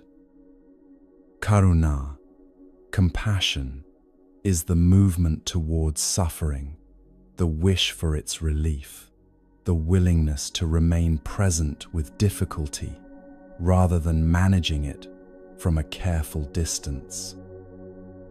Mudita, sympathetic joy, is the genuine pleasure taken in another being's flourishing, free from the comparative diminishment that joy in another's good fortune can trigger in an unexamined mind. Upekkha is not the replacement of these three. It is the stable ground from which they operate without burning out. A practitioner extending metta without upekkha becomes vulnerable to the fluctuations of what they are extending it toward. When the beings they are wishing well respond with hostility or indifference, the metta collapses or converts into its near enemy, the attachment that is performing warmth but requires warmth in return. Karuna without upekkha converts into what the canon calls its near enemy, grief. The practitioner drowns in the suffering they move toward, rather than remaining present and useful within it. mudita without upekkha tips toward its near enemy, the excitement that is contingent on the flourishing continuing and destabilizes when the flourishing passes. Upekkha provides the root system. The other three can move fully into their respective territories: warmth, presence with suffering, joy at flourishing, because the ground they are moving from is not destabilized by what they encounter there. Punna's responses to the Buddha showed this in miniature. At each increment of hypothetical difficulty, what remained was not the narrowing of care into self-protection, but the specific quality of gratitude that his genuine orientation toward those people produced. He still wanted to be there. He still intended to offer what he had come to offer. The escalating difficulty in the scenario did not erode that orientation because the orientation was not dependent on the difficulty being absent. This is what the previous section's teaching about the acrobat's pole was building toward. Attending to one's own ground is not the destination. It is what makes the destination reachable. The quality of ground that Punna had developed through years of practice is what the apprentice's careful self-monitoring produces across time, a footing stable enough that genuine encounter with difficult people and circumstances does not require withdrawal in order to remain upright. It is worth asking what specifically upekkha is not dependent on, because this defines it more precisely than any positive description can. It is not dependent on being received warmly. Punna did not require the people of Sunaparanta to welcome him before his equanimity could be sustained. The welcome would have been good. Its absence would not change the quality of what he brought. Upekkha is not dependent on circumstances remaining manageable. Each of the Buddha's questions named a scenario worse than the previous one, and Punna's equanimity survived the full sequence without requiring the sequence to stop somewhere tolerable. It is not dependent on outcomes going as intended. He went to Sunaparanta without knowing whether his time there would produce anything. He went because the orientation that carried him there was not contingent on results confirming it. What upekkha is dependent on is equally worth naming. It depends on honest practice with one's own mental ground over time. Punna did not arrive at those answers to the Buddha's questions through exceptional, natural temperament. The canon does not describe him as unusually placid by character. The quality he displayed was produced through years of attending to what arose in him, working honestly with his own reactions, and developing the specific kind of rootedness that does not arrive through intellectual understanding of impermanence, but through repeated, direct experience of meeting difficulty without the grip tightening around it. The modern world has a particular relationship with equanimity that tends toward the misreading the canon is correcting. It is associated with wellness practices and a specific aesthetic: the calm voice, the unhurried manner, the appearance of someone who has moved beyond being substantially disturbed by anything. This is the apathy misreading wearing therapeutic clothing. The person performing equanimity and the person who has developed it are, from the outside, sometimes indistinguishable. The performance involves managing what appears on the surface, The genuine quality involves something different in the interior, not a managed surface, but a different relationship between what arises and what it finds to attach to. Punna's answers were not performed calm. They were descriptively accurate accounts of what would actually arise. He was not suppressing the recognition that insults would sting or that violence would hurt. He was describing a genuine interior orientation in which the sting and the hurt would not produce the specific reactive sequence that ends in retaliation, resentment, or the decision to withdraw and protect. The feeling would arise. The root would hold. What followed from the feeling would be the same warmth and patience that he had carried into the encounter before anything difficult happened. The Sayutta Nikaya's placement of this sutta in the section on the 6 sense bases is precise in the way the canon's organizational choices tend to be precise. The 6 sense bases, eye, ear, nose, tongue, body, mind, are the points at which experience enters. Contact at any of these bases produces a feeling tone, pleasant, unpleasant, or neither. From feeling tone, the untrained mind moves automatically into craving or aversion. The practice described across the Brahmaviharas is, at the level of sense base and feeling tone, the development of a quality of ground that does not fire automatically into that reactive sequence. Contact still happens. Feeling tone still arises. What changes is what the feeling tone finds when it arrives. A mind rooted enough that the feeling completes its natural arc without triggering the sequence of grasping or pushing away. Punna's equanimity was alive in the precise sense that it was actively oriented towards something. He wanted to be in Sunaparanta.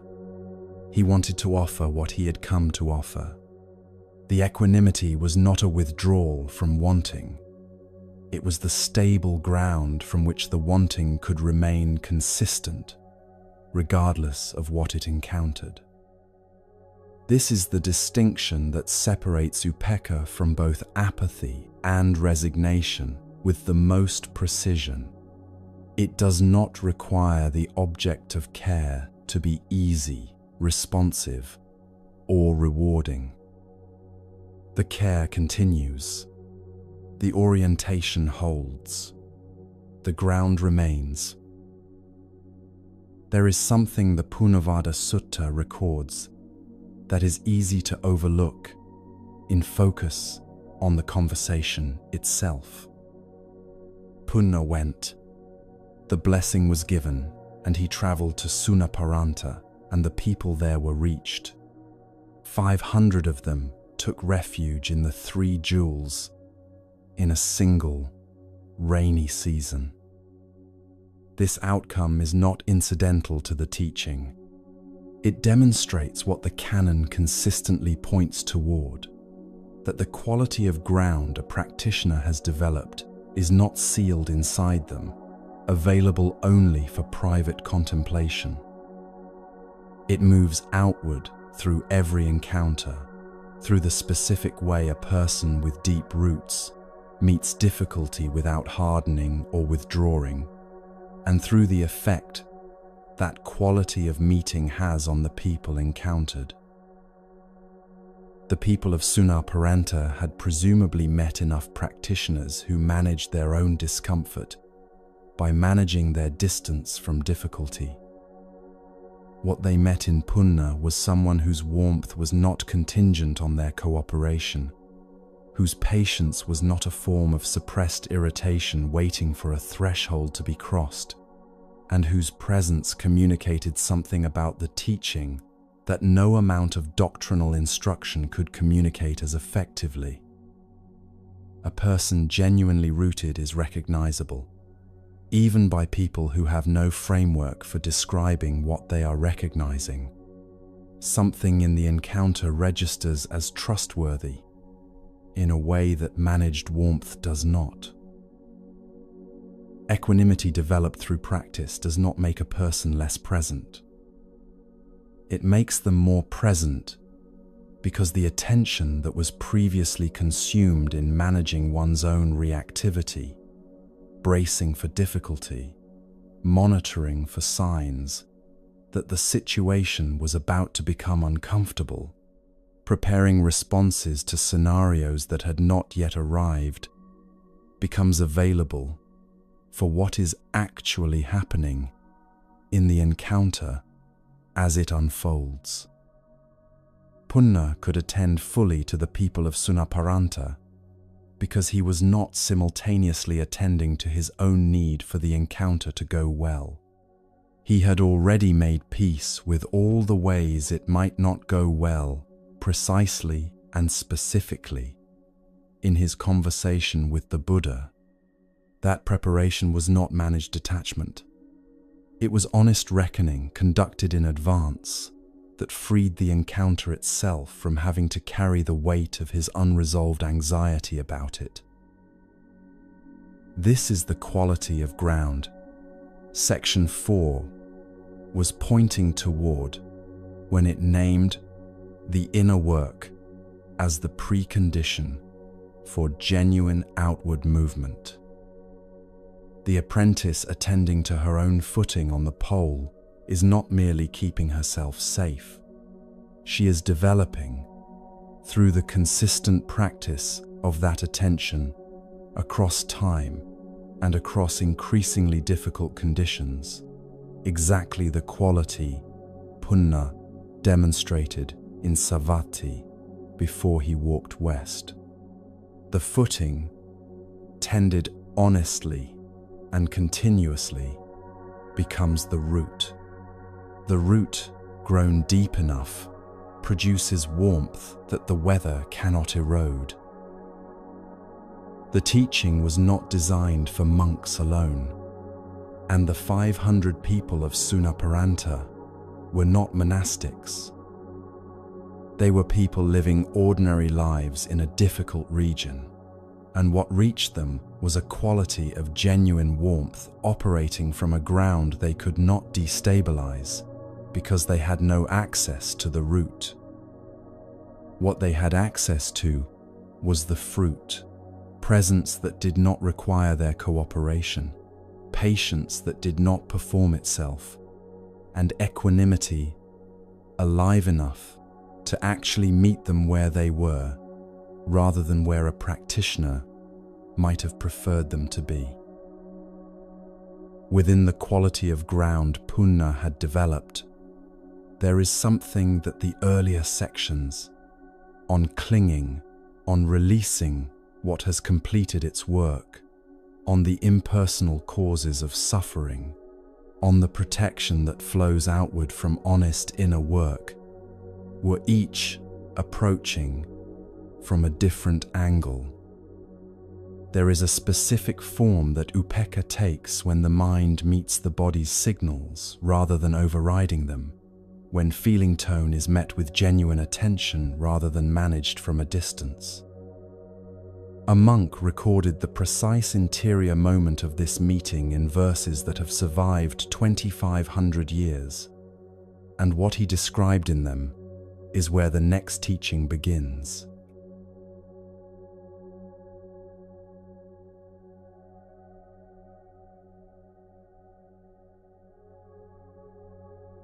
The road they were walking that morning was ordinary in every visible respect.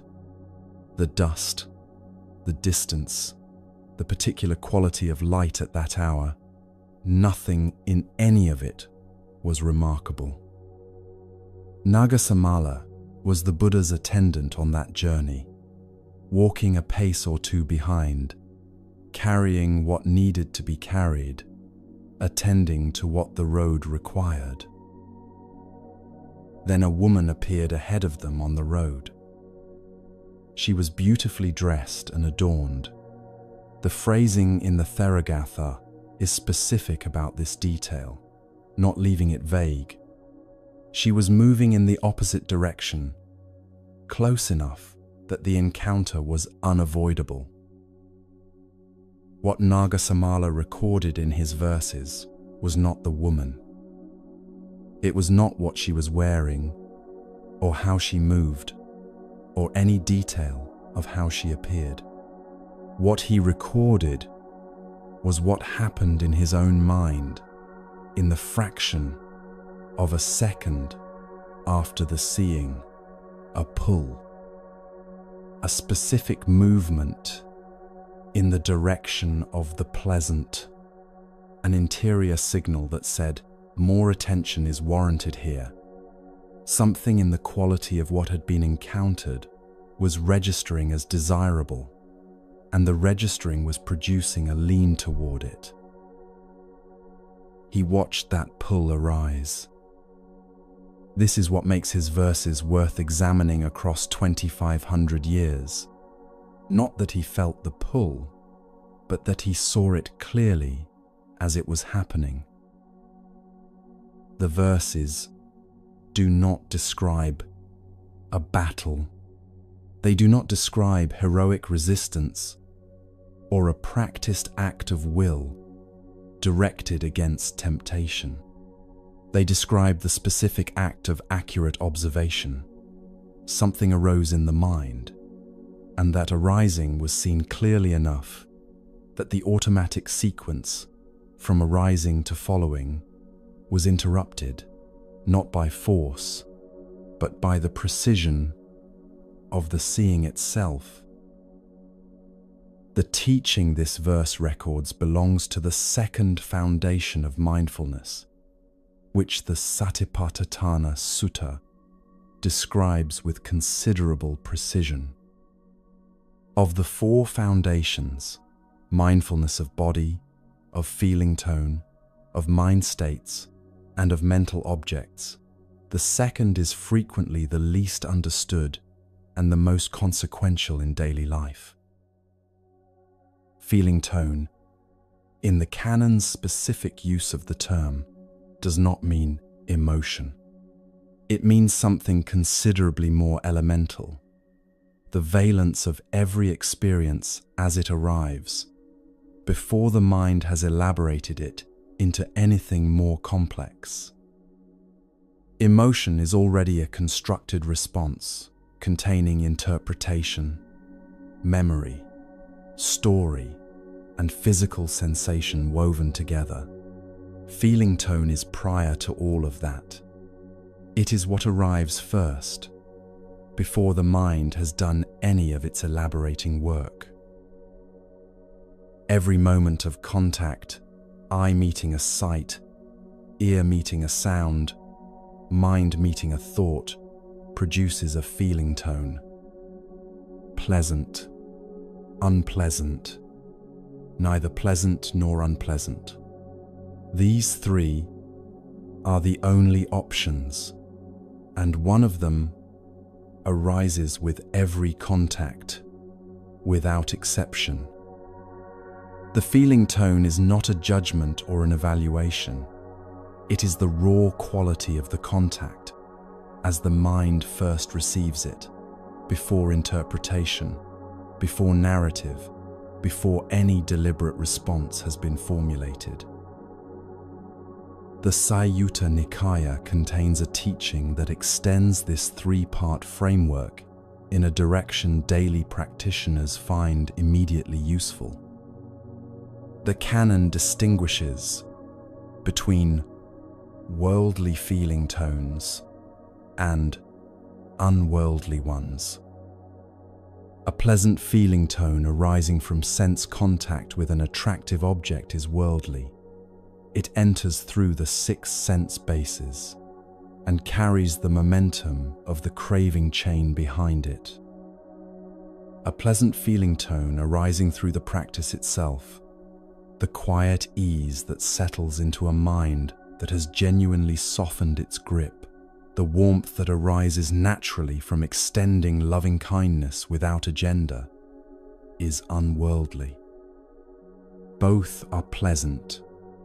Their qualities are distinct from each other in ways that become recognizable through practice. The worldly pleasant feeling tone carries a kind of urgency, an edge of reaching already present in the pleasure itself.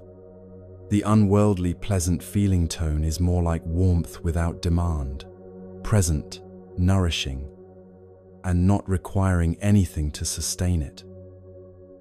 Learning to recognize the difference between them is part of what Vedana, Anupassana, makes possible across time. In the dependent origination chain, feeling tone occupies a specific and critical position. Contact produces feeling tone. Feeling tone in the untrained mind produces craving or aversion. Craving or aversion produces grasping. Grasping produces suffering. The chain runs automatically in a mind that has not developed the capacity to meet feeling tone without the next step firing. The entire sequence, from the moment of contact to the arising of suffering, can complete itself so rapidly that the mind has no experience of having chosen any of it.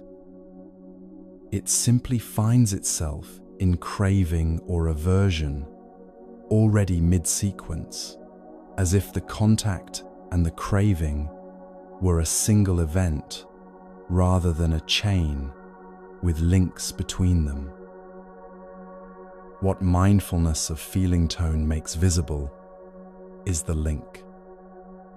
The space between contact and craving exists in every moment, but is ordinarily too fast and too habitual to be noticed.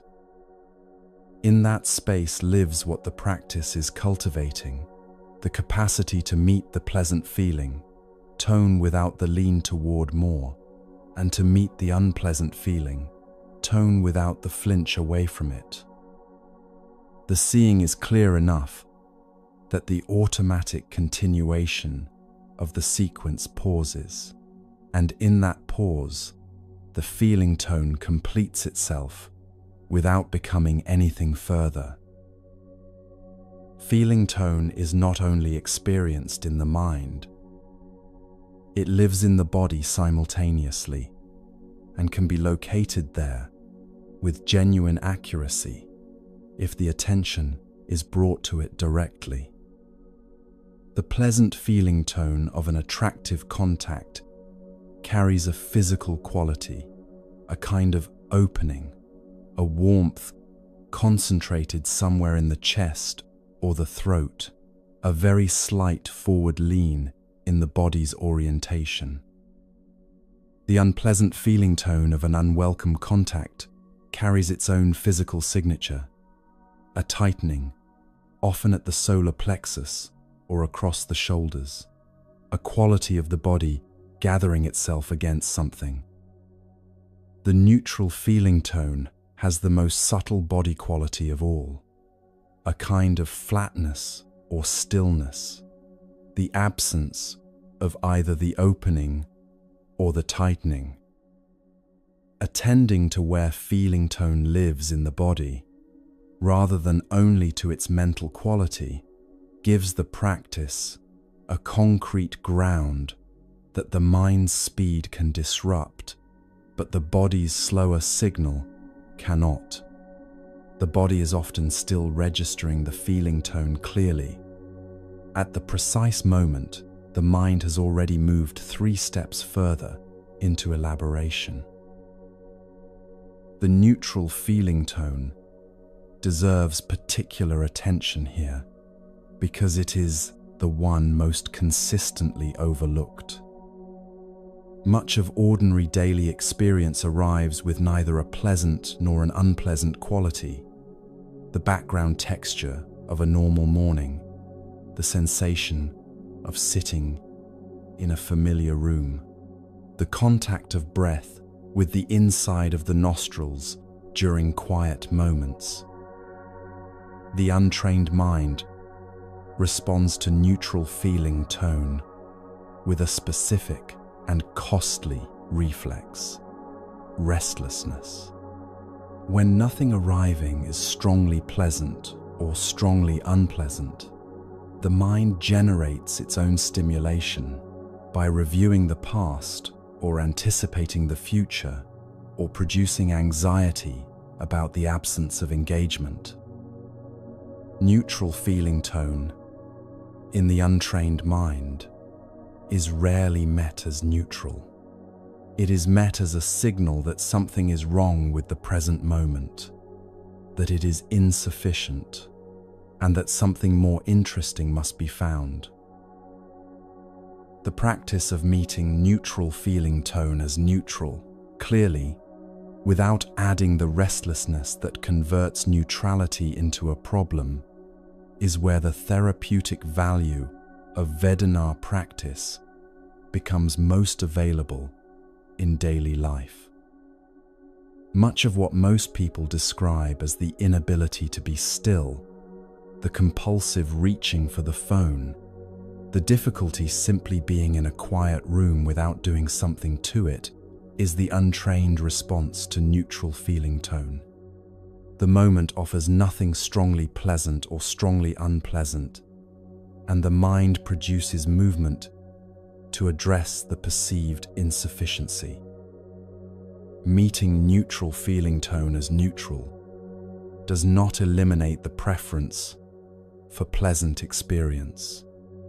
It removes the specific suffering generated by treating the absence of pleasant experience as a condition requiring correction.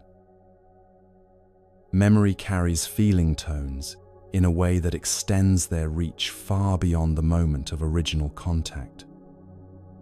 A pleasant experience from last week can be recalled with sufficient vividness that its feeling tone reasserts itself in the present moment, generating craving for a repetition of something that has already passed and cannot be exactly repeated.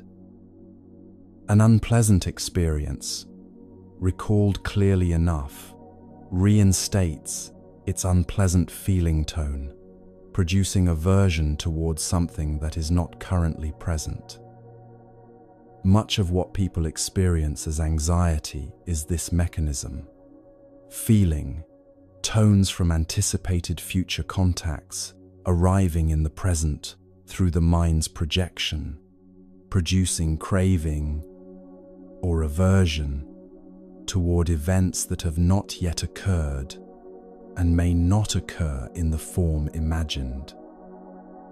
Mindfulness of feeling tone includes recognizing when the feeling tone currently present in the body has been generated by memory or imagination rather than actual contact, and meeting that feeling tone with the same quality of clear attention as any other, without the additional distress of believing that the imagined or remembered source is a current reality requiring response. Nagasamala was walking a road when the encounter happened.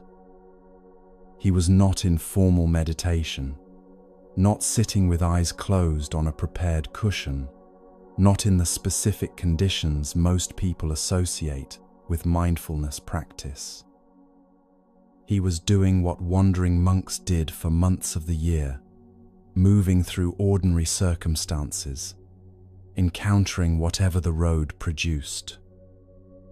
The mindfulness of feeling tone, the Satipatthana Sutta describes, is not a seated practice that produces benefits between formal sessions.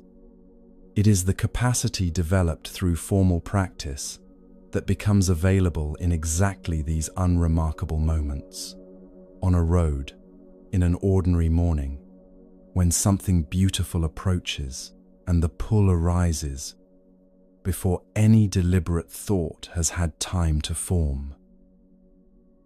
What his verses describe is the sequence in the moments after the arising.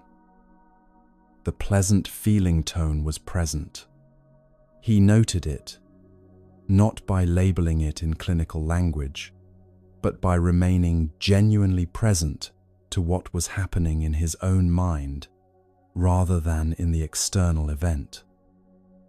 The mind's attention, rather than flowing toward the attractive object through the channel the feeling tone had opened, turned toward the feeling tone itself. What is this? Exactly. Where does it live? In the body. What is its quality? And what is its relationship to the arising and passing that every feeling tone follows when left to complete itself without interference? Feeling tones are impermanent in a way directly available to observation. A pleasant feeling tone, met with attention rather than pursuit, does not intensify into craving. It completes its natural arc, arising, reaching its peak, and passing. The arc is brief.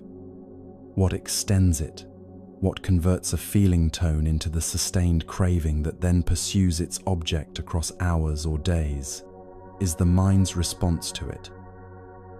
The reaching for more, the story constructed around the pleasant contact, the elaboration of a momentary quality into a project of acquisition or preservation.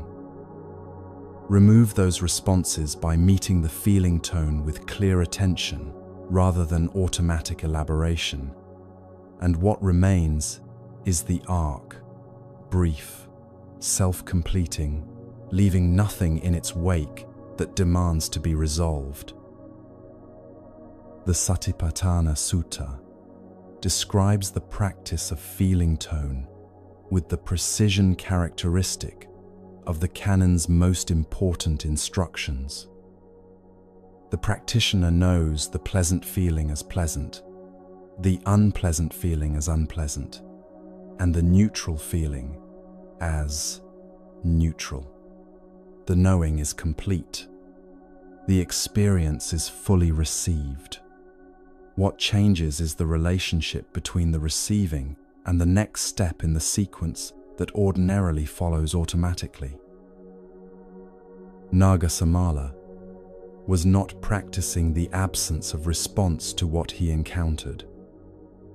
He was practicing a specific quality of presence to his own response, seeing it clearly enough that the automatic continuation of the sequence paused, and in that pause, the feeling tone completed itself without becoming anything more. The Therigatha verses are personal in a way that canonical texts rarely are. They are records of interior experience, preserved because what they describe was considered instructive. Nagasamala did not write from above his experience. He wrote from inside it, describing what actually happened in his mind on that road, including the pull, including the quality of seeing that met the pull, including what followed from the seeing. He did not claim to have felt nothing. He claimed to have seen clearly what he felt, and to have found that the seeing itself was sufficient. Most people have had the experience of a craving that ran its course without being acted on, not because willpower forced it to stop, but because the attention was present enough at the moment of feeling tone that the automatic elaboration did not fire in the usual way.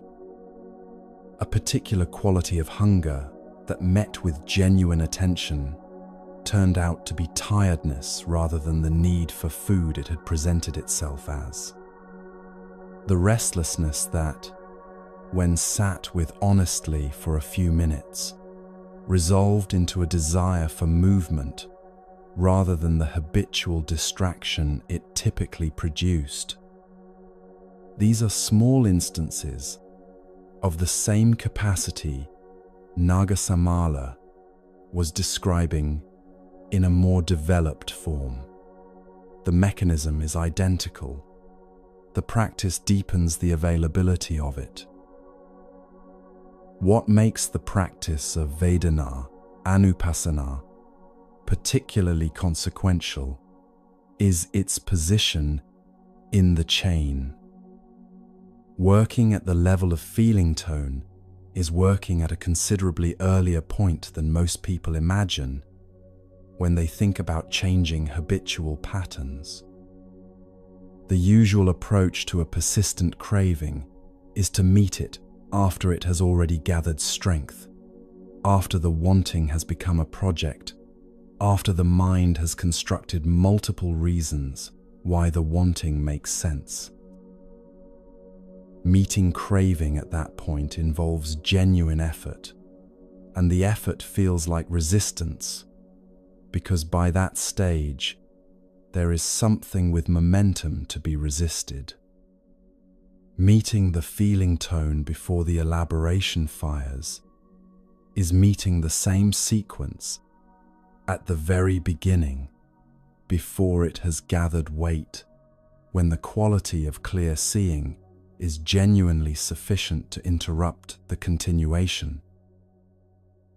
The practice connects directly to the teachings that preceded it tonight. Section 1 named how Upadana converts experience into requirement.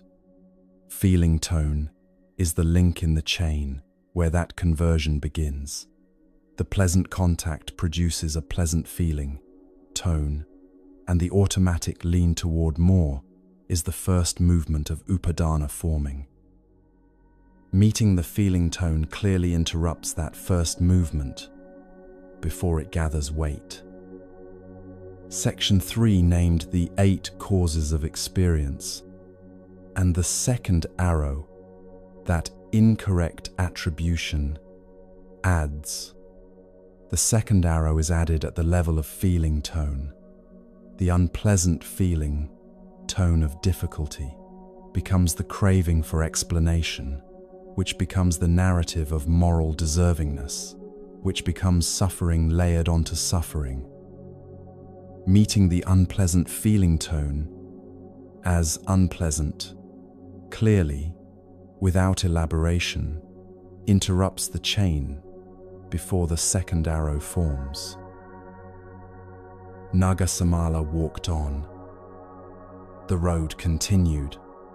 What he had seen clearly in himself, the pull, the quality of the pleasant feeling, tone, the specific nature of what the mind had produced in that moment, passed through its arc and did not become anything more than what it was. His verses record this without triumph and without drama. The quality of seeing was sufficient. The seeing was the practice. The practice had been prepared across years, so that in this ordinary moment, on this unremarkable road, it was simply available. The capacity that mindfulness of feeling tone develops contains one specific trap, consequential enough that the canon addresses it directly. A mind developing clarity about its own arising states can convert that clarity into a new object of attachment, a new identity organized around the sophisticated quality of its own observation. The watcher watching the pull can become a watcher watching itself, watching the pull. And somewhere in that sequence, the original simplicity of clear seeing gets replaced by a more elaborate performance of clear seeing that serves the need for a certain self-image more than it serves the actual arising and passing of experience. A monk poet in the early community caught himself in exactly this pattern, returned for help, caught himself again, and kept returning for years. His honest record of that loop is where the next teaching begins.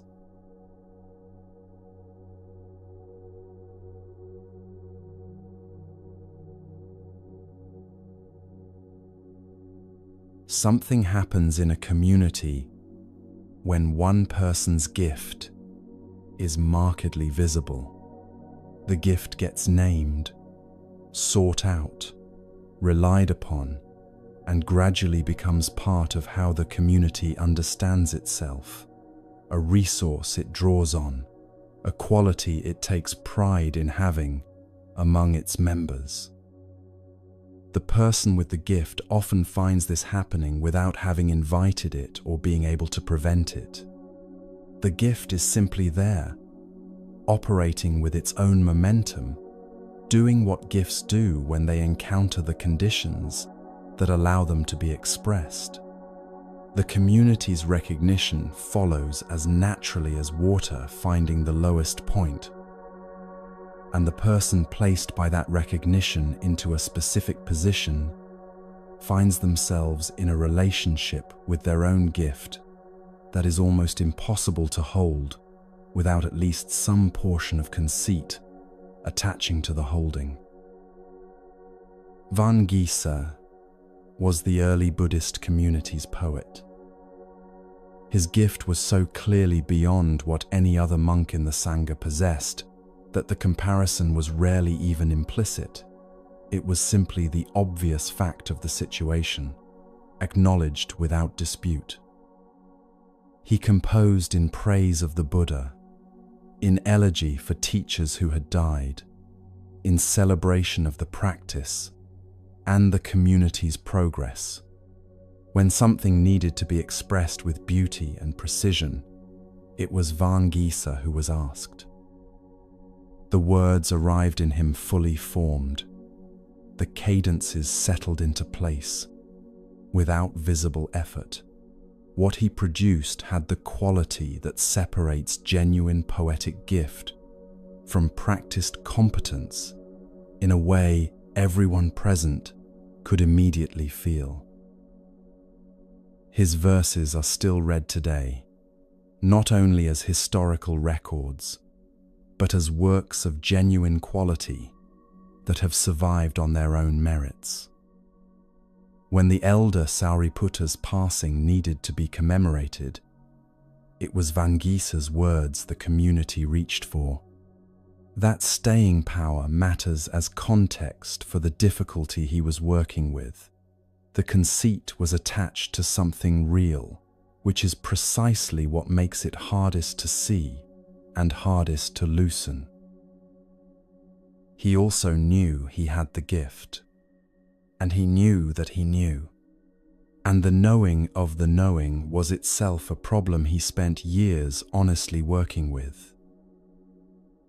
The Theragatha preserves his verses across a sequence that reveals, without smoothing it over, a pattern of remarkable honesty. He caught himself enjoying the attention his verses received. He caught himself comparing his work to what other monks produced and finding his own superior.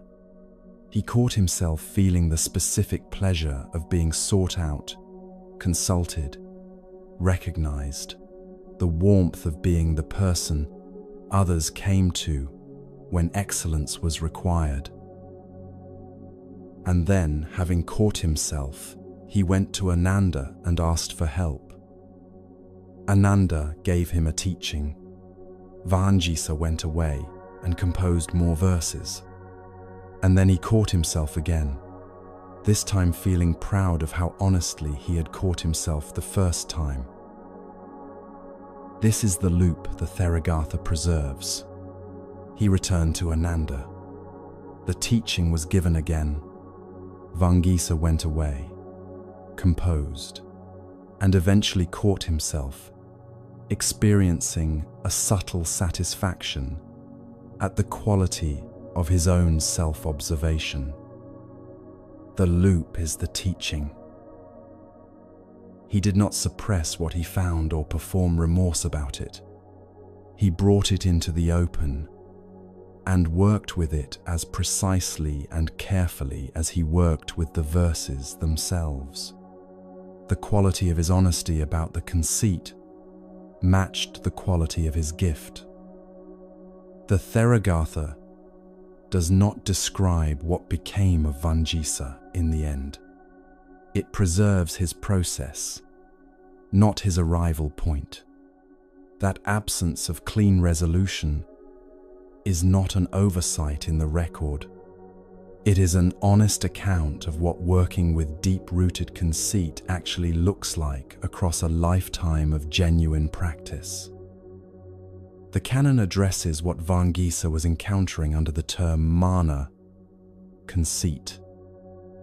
In the Anguttara Nikaya and throughout the Pali Canon's analysis of the mind, mana is identified as one of the 10 fetters binding the practitioner to suffering, and critically, it is one that persists long after wrong view of self has been released.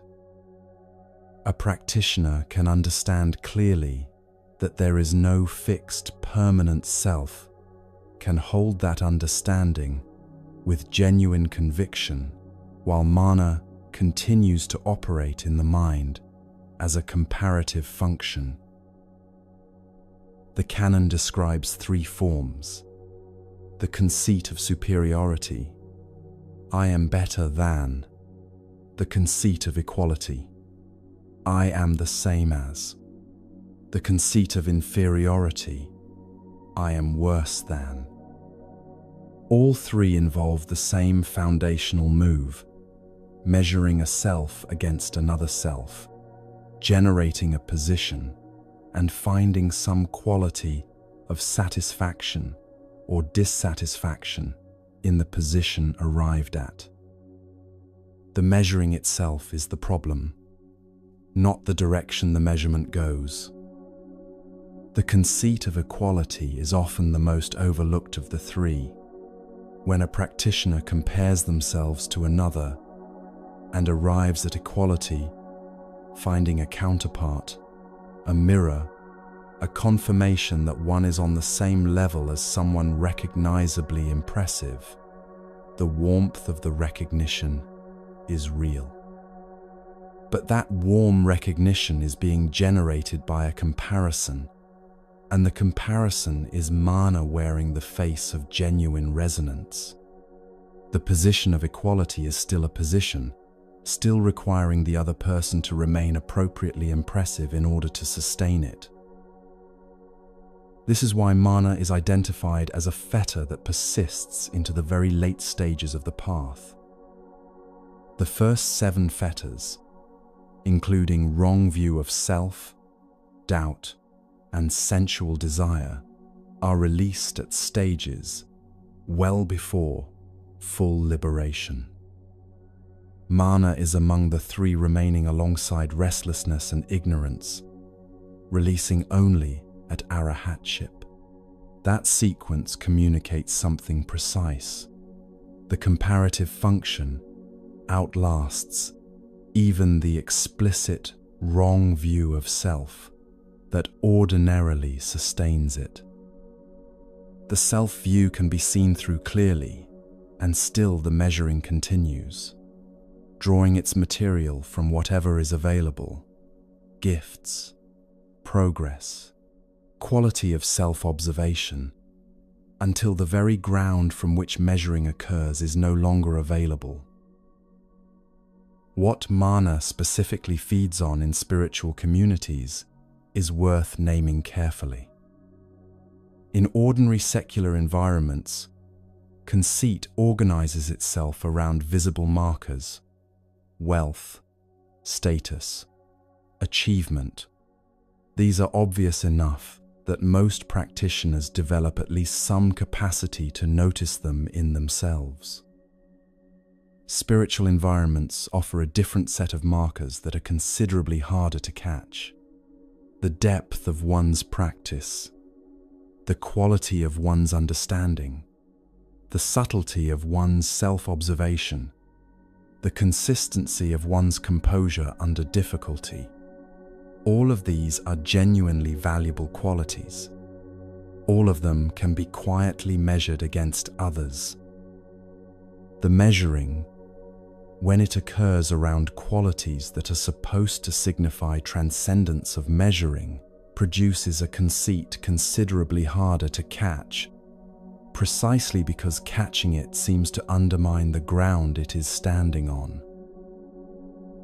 The most insidious marker of all is equanimity when things are difficult. When equanimity in difficulty becomes something a practitioner is aware of and subtly proud of, the equanimity has been co-opted. The practitioners around them who are struggling visibly with the same difficulty become inadvertent material for the comparison the conceit is quietly conducting. Van Gieser was running the conceit of superiority through his gift. The gift was real. The conceit was also real. The two coexisted in the same mind, and the presence of genuine ability did not dissolve the conceit. It supplied it with better material. Every time the verses were praised, the conceit had fresh fuel. Every time someone sought him out specifically, the position he occupied relative to others became satisfying in a way that operated below the level of deliberate thought. The praise arrived as pleasant feeling tone. The conceit was the elaboration the mind added to that feeling tone before clear seeing had a chance to meet it. What makes his pattern particularly instructive is what happened when the self-observation developed. Once he began watching his own conceit clearly enough to catch it in the moment of arising, to see the pride forming before it had fully settled into a position, the observation itself became available as new material for conceit. I am the kind of practitioner who watches himself honestly. I am the kind of practitioner who catches what others miss in themselves. I am the kind of practitioner who returns for help rather than pretending the problem is resolved. Each of these is a subtle conceit wearing the clothing of virtue. Each is genuinely harder to see than the original pride in the verses, precisely because it is organized around something that actually is a quality of practice. He went back to Ananda each time, and that consistency of return matters more than it might appear. Ananda was the Buddha's personal attendant across 25 years, present at more teachings than almost any other disciple, and known throughout the community for a quality of sustained attentiveness the Buddha explicitly praised. Van Gieser going to Ananda rather than to the Buddha directly was a practitioner locating himself accurately in relation to what he needed. Not a single transformative encounter, but a consistent relationship of honest disclosure with a trustworthy and attentive witness. Mana does not dissolve through grand encounters with exceptional wisdom. It dissolves through repeated honest disclosure in relationships that can hold the disclosure steadily and return the practitioner to practice rather than to a position. The ego that successfully protects itself disguises its vulnerabilities and does not present them for examination. Van Gieser's returns were not the behavior of an ego successfully protected. They were the behavior of a practitioner who had developed enough genuine honesty to keep bringing what he found in himself into the light, even when finding it repeatedly was evidence that the previous helping had not entirely succeeded. The loop did not diminish him. The returning was the practice. The canon's treatment of mana includes a specific observation about why conceit persists so long in practitioners who have made genuine progress. Progress itself generates mana material. A practitioner who has genuinely released significant attachment has something real to refer to. I have done real work. I have changed substantially. I am not where I was. All of these statements may be accurate. The comparing function that generates a position from them, the quiet measurement of this changed self against those who have not changed as much, is mana continuing to operate through accurate material. The accuracy of the self-knowledge does not neutralize the conceit. It supplies it with better evidence. There is a specific connection between what Section 6 described and the mechanism through which mana re-enters, even the practice of noticing. The pleasant feeling tone that arises at the moment of genuine self-observation is real. The quality of having seen something true produces a real warmth. Mindfulness of feeling tone, applied carefully, can meet that warmth as the pleasant feeling tone it is. But the practitioner who has developed skill in self-observation has also developed the capacity to construct increasingly sophisticated stories around pleasant feeling tones, stories more nuanced and more convincingly virtuous than the pride in the verse praise, but operating through exactly the same mechanism. The elaboration is faster, quieter, and better dressed than what it replaced. The mechanism is identical. Working with mana in daily practice has a specific texture worth naming concretely. When a comparative thought arises, when the mind generates, "I am better than," or "I am worse than," in any of its countless variations, the practitioner notes it clearly, as feeling tone is noted in the previous teaching. Not following the comparison into its conclusions, and not suppressing it by refusing to acknowledge it arose, but meeting it with the same quality of clear attention that interrupts any other automatic elaboration. What the noting changes across practice is not the arising. The comparative function continues. What changes is what the comparison finds when it arrives. A mind that no longer needs to inhabit the position the comparison produces, because the ground of practice has become stable enough not to require external confirmation of its own quality. There is a form of equanimity that mana is particularly good at mimicking.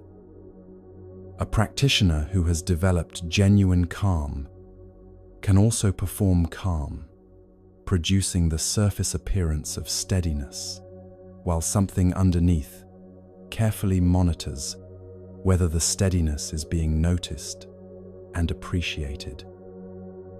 The performance and the genuine quality can be active in the same mind at the same time, often without the practitioner being able to clearly distinguish which is operating.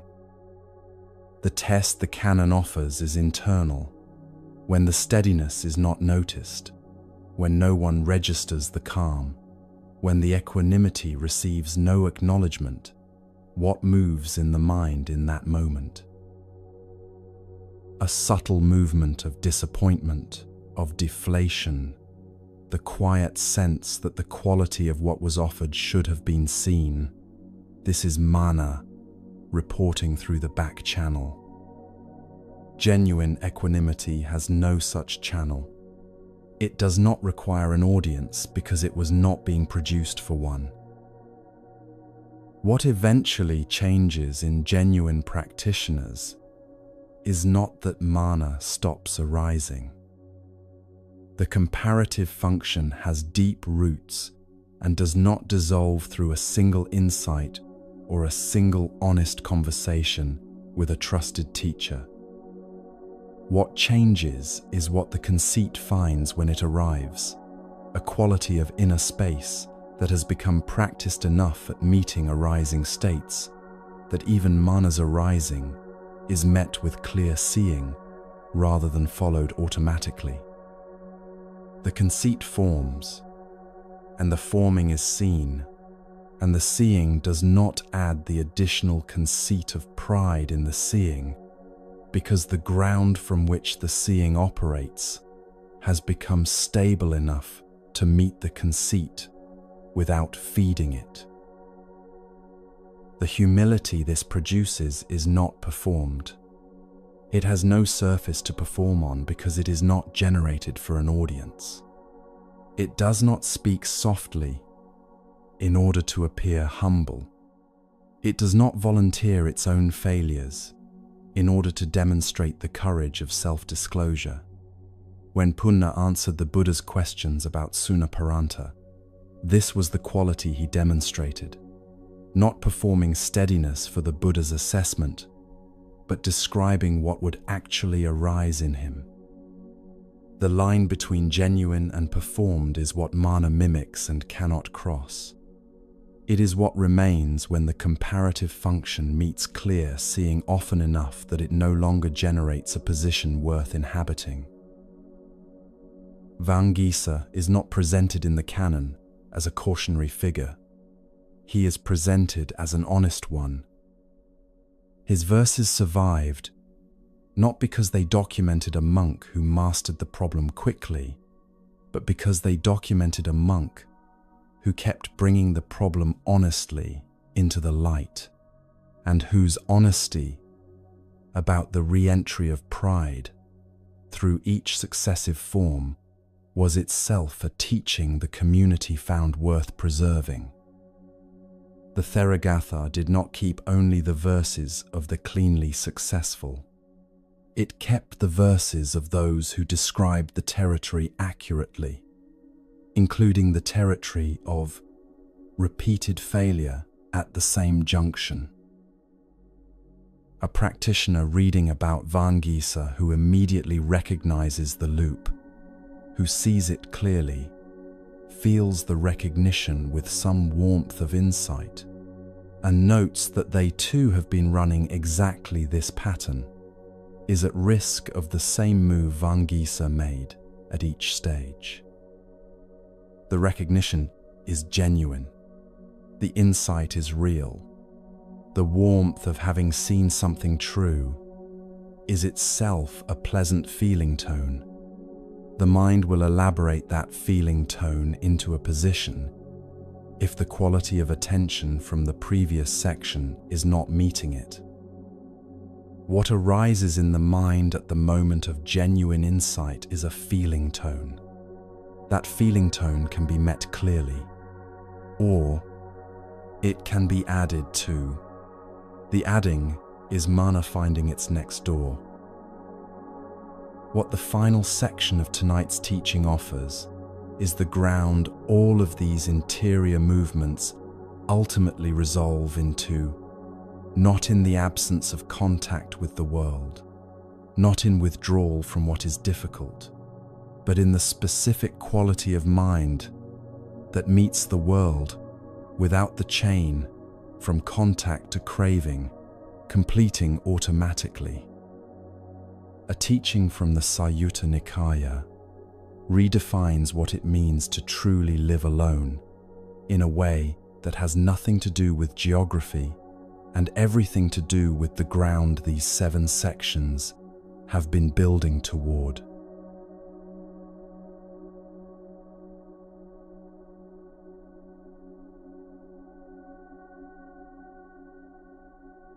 Migajala had a question about solitude. He brought it to the Buddha in the form most genuine questions arrive, as a phrase he had heard used repeatedly in teachings and in conversation among practitioners, without being sure he understood what it actually meant. The phrase was simple enough on its surface: dwelling alone, and its opposite, dwelling with a partner. He wanted to know what distinguished one from the other. It was a reasonable question, and the answer he was expecting was probably reasonable too. Dwelling alone, a monk in a forest hermitage, away from settlements, practicing in physical solitude, without the complications of community life. Dwelling with a partner, a monk among others, in a monastery or a village, navigating the particular difficulties of shared space and shared practice. The social reading of the phrase was obvious. It was almost certainly the reading most people in that community were working with. The Buddha's answer had nothing to do with geography. A person who encounters a sight through the eye, who sees something beautiful, something threatening, something that carries a strong feeling tone in any direction, and in whom that contact produces delight, or longing, or aversion that reaches past the moment of contact into a story about what was seen, or a project of pursuing it, or a plan for avoiding it. This person, the Buddha said, dwells with a partner. It does not matter whether they are in a crowded city or in a hermitage 2 days' walk from the nearest village. The partner is not a person. The partner is the craving that has attached itself to the contact. Wherever the person goes, the partner goes with them. A person who encounters the same sight, the same sound, the same smell, taste, touch, or mental object, and in whom the contact produces feeling tone, without the subsequent firing of craving or aversion, who meets what arrives as what it actually is, without the chain from contact to elaboration completing, this person dwells alone. Surrounded by others, in the middle of a market, in a family home full of the continuous activity of people who need and want and speak and disagree, this person dwells alone, in the precise and significant sense the Buddha intended. Solitude is not a geography. It is the quality of the meeting between the mind and what it encounters. The Migajala Sutta sits in the Sayutta Nikaya section on the 6 sense bases, and that placement carries the same precision that the Saddaka Sutta's placement in the mindfulness section carried. The 6 sense bases, eye, ear, nose, tongue, body, and mind, are the entry points through which all experience arrives. Every contact that has featured in tonight's teaching entered through one of these 6. The sight that produced a pleasant feeling tone in Nagasamala on the road, the verbal exchange that produced either craving for agreement or aversion, to challenge, the contact of a thought about an outcome that has not yet occurred, producing anxiety through the mind base as vividly as any physical sense contact. All of it enters through the 6 sense bases, and all of it produces either the quality of dwelling with a partner or the quality of dwelling alone, depending entirely on what the meeting between that contact and this particular mind produces in the moment of contact. What the Buddha described to Migajala is the whole of what the 8 sections of tonight have been building from different angles. Section 1, named how Upadana, clinging, converts a moment of contact into a sustained project. The pleasant contact becomes a requirement. The requirement becomes a demand on the person or situation encountered, and the mind is no longer meeting what is actually present, but managing its relationship with what it has decided must remain. That is the precise architecture of dwelling with a partner. The partner is the requirement. The partner accompanies every encounter, measuring what arrives against what was demanded, and producing satisfaction or suffering based on the measurement. Section 2, named the relay chariot structure. Every vehicle released at its proper post creates the condition for the next vehicle to appear. Dwelling alone, in the Migajala sense, is the quality of mind that a practitioner has been building through each released vehicle, not as a destination arrived at when all the vehicles have been set down, but as the incremental quality that develops through the setting down of each one. Each release is a small practice in meeting what is present, rather than insisting on the vehicle that has already completed its work. Each release builds the ground from which genuine contact without the partner of craving attaching to it, becomes more consistently available. Section 3, named the 8 causes of experience, and the second arrow that wrong attribution adds. The second arrow is precisely the partner the Buddha described to Migajala. It does not arrive with the first arrow. It is added by a mind that cannot meet the unpleasant contact without the elaboration of moral narrative, self-prosecution, or the demand for cosmic explanation. Removing the second arrow is not removing feeling tone from pain. It is meeting the pain without the partner that converts it into ongoing suffering. The pain is the contact. The second arrow is the craving for a different past, craving for a different explanation, craving for the pain to carry a meaning that would at least make its presence justifiable. Meeting the pain without those cravings is dwelling alone in the pain. It does not make the pain smaller. It makes the pain only what it is.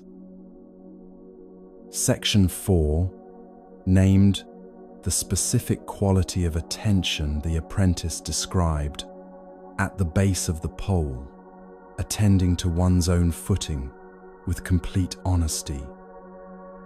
Dwelling alone in the Migajala sense requires exactly this, not the monitoring of external conditions to determine whether craving or aversion should fire, but the quality of attention to what is actually arising in this moment, in this mind, through this contact. The practitioner who is watching the other performer's balance is a practitioner whose attention has left their own contact and is pursuing an external object. The partner has been installed. The practitioner who maintains full attention to their own footing, to what is arising in them, in this moment, through this contact, is practicing the quality of alone, dwelling even at height, even in a shared performance, even in a relationship of genuine mutual care. Section 5, showed what the developed form of this quality looks like from the outside. Punna, walking west into conditions he had honestly reckoned with, meeting each hypothetical increment of difficulty without the craving for it to be different. The people of Sunaparanta were his contacts through the 6 sense bases. What they said entered through the ear base, what they did entered through the eye and body bases. How their presence felt entered through all of them simultaneously. What his equanimity protected was not his physical safety, but the quality of alone dwelling through all of that contact. The warmth did not require the contact to be pleasant. The craving for pleasant contact was not the ground from which he was operating. He was genuinely alone in the Migajala sense, regardless of how many people surrounded him. Section 6 named the specific link in the chain where the partner enters. Feeling, tone. Nagasamala, on the road, met a pleasant feeling tone with clear attention rather than with the automatic elaboration that converts pleasant feeling tone into craving. That meeting, brief, ordinary, unremarkable in its setting, was a moment of genuine, alone dwelling in the middle of a shared road, in the middle of an ordinary morning. The Migajala teaching names what that moment was. Not the suppression of feeling, not the management of contact from a careful distance, but the specific quality of meeting contact as it actually is, clearly enough that the partner does not form. Section 7 named the most subtle partner of all, the mana that forms around the quality of one's own practice and observation. A practitioner who has developed skill in alone dwelling, who can meet contact without the partner of craving forming, and who then notices the pleasant feeling tone of that accomplishment and allows it to elaborate into the position, I am someone who dwells alone, has installed a partner through the practice of alone dwelling itself. The conceit of spiritual attainment is a partner.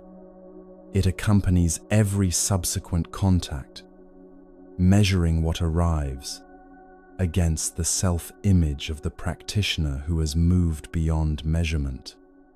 Vangisa caught this repeatedly and returned to the work of meeting it without following the elaboration. That return is alone, dwelling practiced at the most interior level available.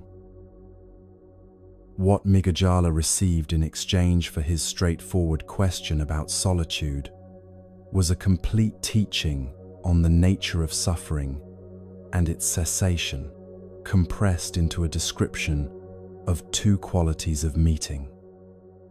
Dwelling with a partner is suffering, described from the inside, the mind that cannot meet contact as contact but adds to it, reaches for more of it, pushes against it, constructs a continuous narrative around it that accompanies every subsequent moment.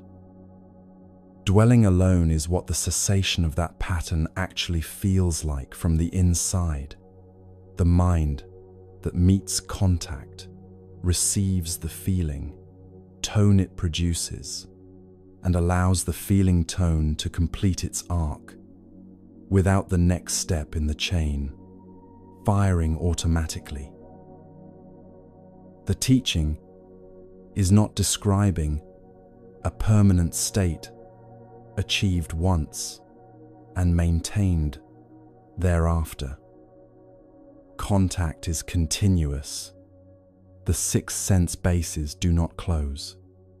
Every moment of waking life involves contact through at least one of them, and every contact produces a feeling tone, and every feeling tone carries the possibility of the chain continuing automatically into craving or aversion. Dwelling alone is therefore not a destination the practitioner arrives at and inhabits permanently.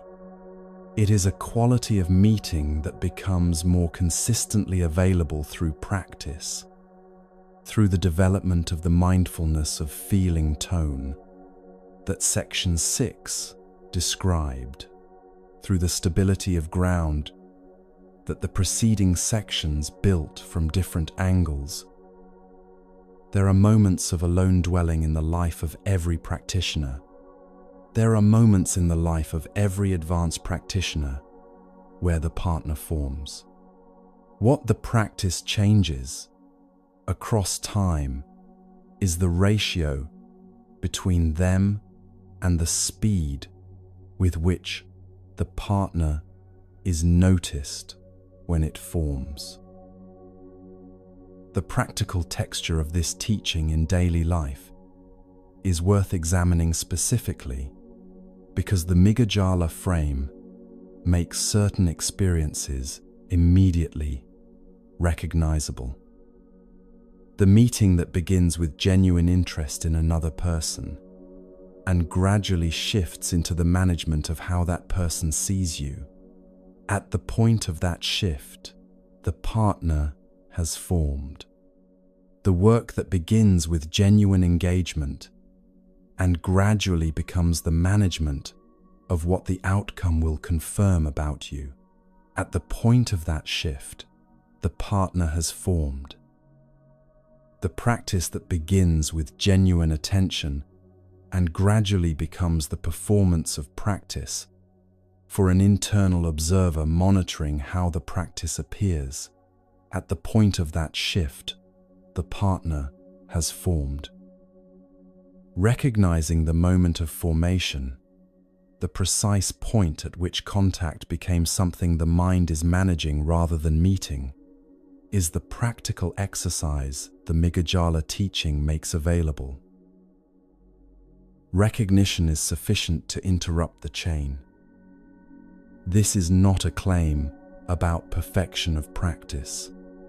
It is the same mechanism Section 6 described through Nagasamala. The seeing is the interruption. The moment the mind recognizes that it has installed a partner, that it is no longer meeting what is present, but managing what it requires the present to be, the recognition itself is a return to contact. Brief, real, a small instance of alone dwelling, arriving inside a passage of dwelling with a partner. The practice is the accumulation of those returns across every ordinary day through every unremarkable contact that the 6 sense bases bring without announcement. Impermanence is the ground on which the Miggajala teaching stands, and it is worth naming why. The partner forms because the mind encounters something pleasant and treats the pleasant feeling tone as a signal that this must continue. The craving for continuation is the partner. Impermanence makes that craving structurally futile. The pleasant contact will pass, regardless of how tightly the craving grips it, and the grip itself converts the pleasant experience into the anxiety of potential loss, while the experience is still present. Meeting the pleasant contact with clear attention, receiving the feeling tone fully, without craving for its continuation, allows the contact to be fully present for exactly as long as it is present, and then to pass, without the pain of loss added to the ending. The same structure operates with unpleasant contact. The partner that forms around unpleasant contact is aversion, the craving for the contact to be different, to be over, to not be happening, to be explained in a way that makes it less threatening. Aversion is also a partner, also accompanying every subsequent moment, also converting the experience into something the mind is fighting rather than meeting. The unpleasant feeling tone, met clearly without the aversion partner forming, is simply unpleasant, complete, temporary, impermanent. In the same way the pleasant contact is impermanent, passing through its arc when the mind does not hold it in place through continued resistance. Migajala had come expecting a teaching about where to live. He left with a teaching about how to meet every moment of every situation he would ever inhabit. The forest hermitage offers no automatic guarantee of a lone dwelling. A practitioner who carries the partner of craving for peaceful conditions into the hermitage will meet every birdsong and every period of silence with the measuring function already operating. Is this quiet enough? Is this the peace I was looking for? Has the practice produced what I expected it to produce by now? The partner is there, in the forest, accompanying every contact through the ear base and the mind base, measuring what arrives against what was required. A practitioner in an ordinary household, with the continuous contacts of family life producing feeling tones through all 6 sense bases simultaneously, who meets those contacts with the quality of attention that allows feeling tone to complete its arc without the chain continuing. This practitioner is dwelling alone in a house full of people. The children's demands through the ear base, the colleague's irritation through the eye base, the physical tiredness registering through the body base at the end of a long day, all of it arriving, all of it producing feeling tones, all of it meeting a mind that receives what arrives as what it actually is, without the partner forming through each contact. That is alone dwelling. That is what Migajala asked about, translated from the forest into the actual conditions of most people's lives. The 8 sections of tonight have each been describing one specific aspect of the partner, the many forms that the craving which attaches to contact can take. The partner of upadana, converting pleasant contact into requirement. The partner of misidentified endings, converting completion into loss. The partner of wrong attribution, converting impersonal difficulty into moral verdict. The partner of misplaced attention, monitoring the other performer's balance rather than one's own. The partner of apathy mistaken for equanimity, managing contact from a distance rather than meeting it fully. The partner of automatic elaboration, converting feeling tone into craving before clear seeing has had time to meet it. The partner of conceit, converting genuine insight into a position organized around the quality of the insight.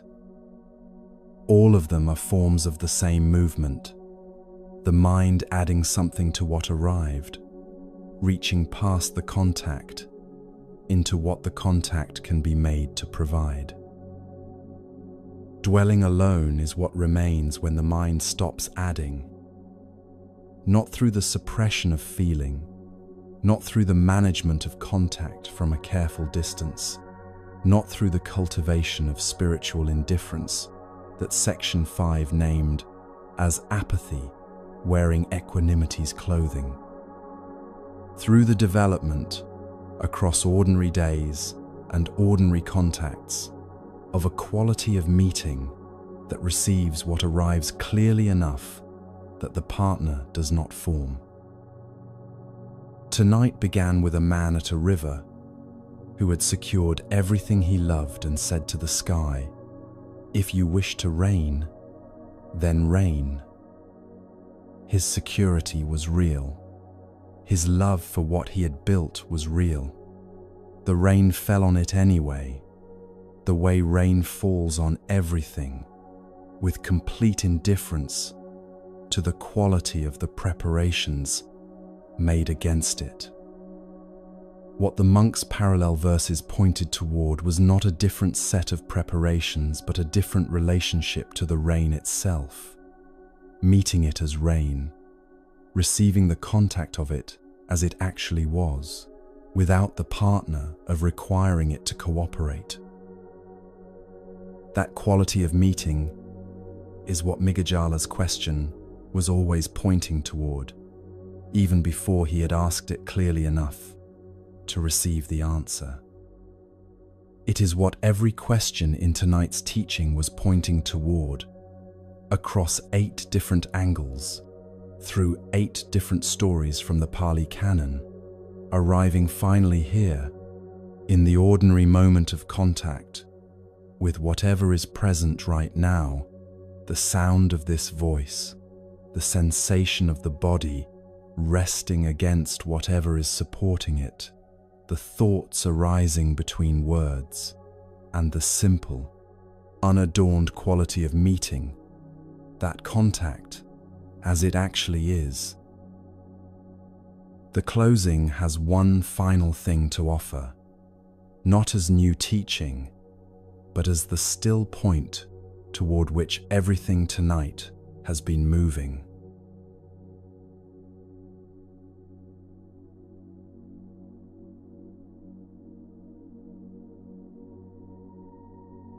The contact of this moment is already here, the sound of this voice arriving through the ear base, the sensation of the body resting against whatever is holding it, the breath moving in and out without being asked to, all of it arriving exactly as it is, asking nothing from you in return for arriving. 8 teachings, 8 stories from the Pali Canon, 8 angles on the same truth. The weight you have been carrying is not the weight of what happened.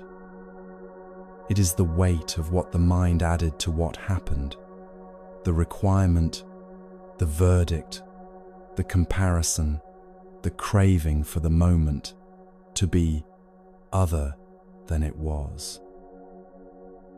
That adding is what releases, gradually, honestly, without drama, through the quality of meeting that develops across ordinary days and ordinary contacts, one moment of clear seeing at a time. The rain fell on Denaya's enclosure and on the monk's road equally. It always does. What differs is only what the rain finds when it arrives. A mind gripping what it loves, or a mind already open, already receiving, already meeting what comes as what it actually is. You have been here for 3 hours. Something in you is already lighter than when you arrived. That lightness is not a feeling that will pass with sleep. It is the beginning of a way of meeting. Carry it gently into whatever tomorrow brings.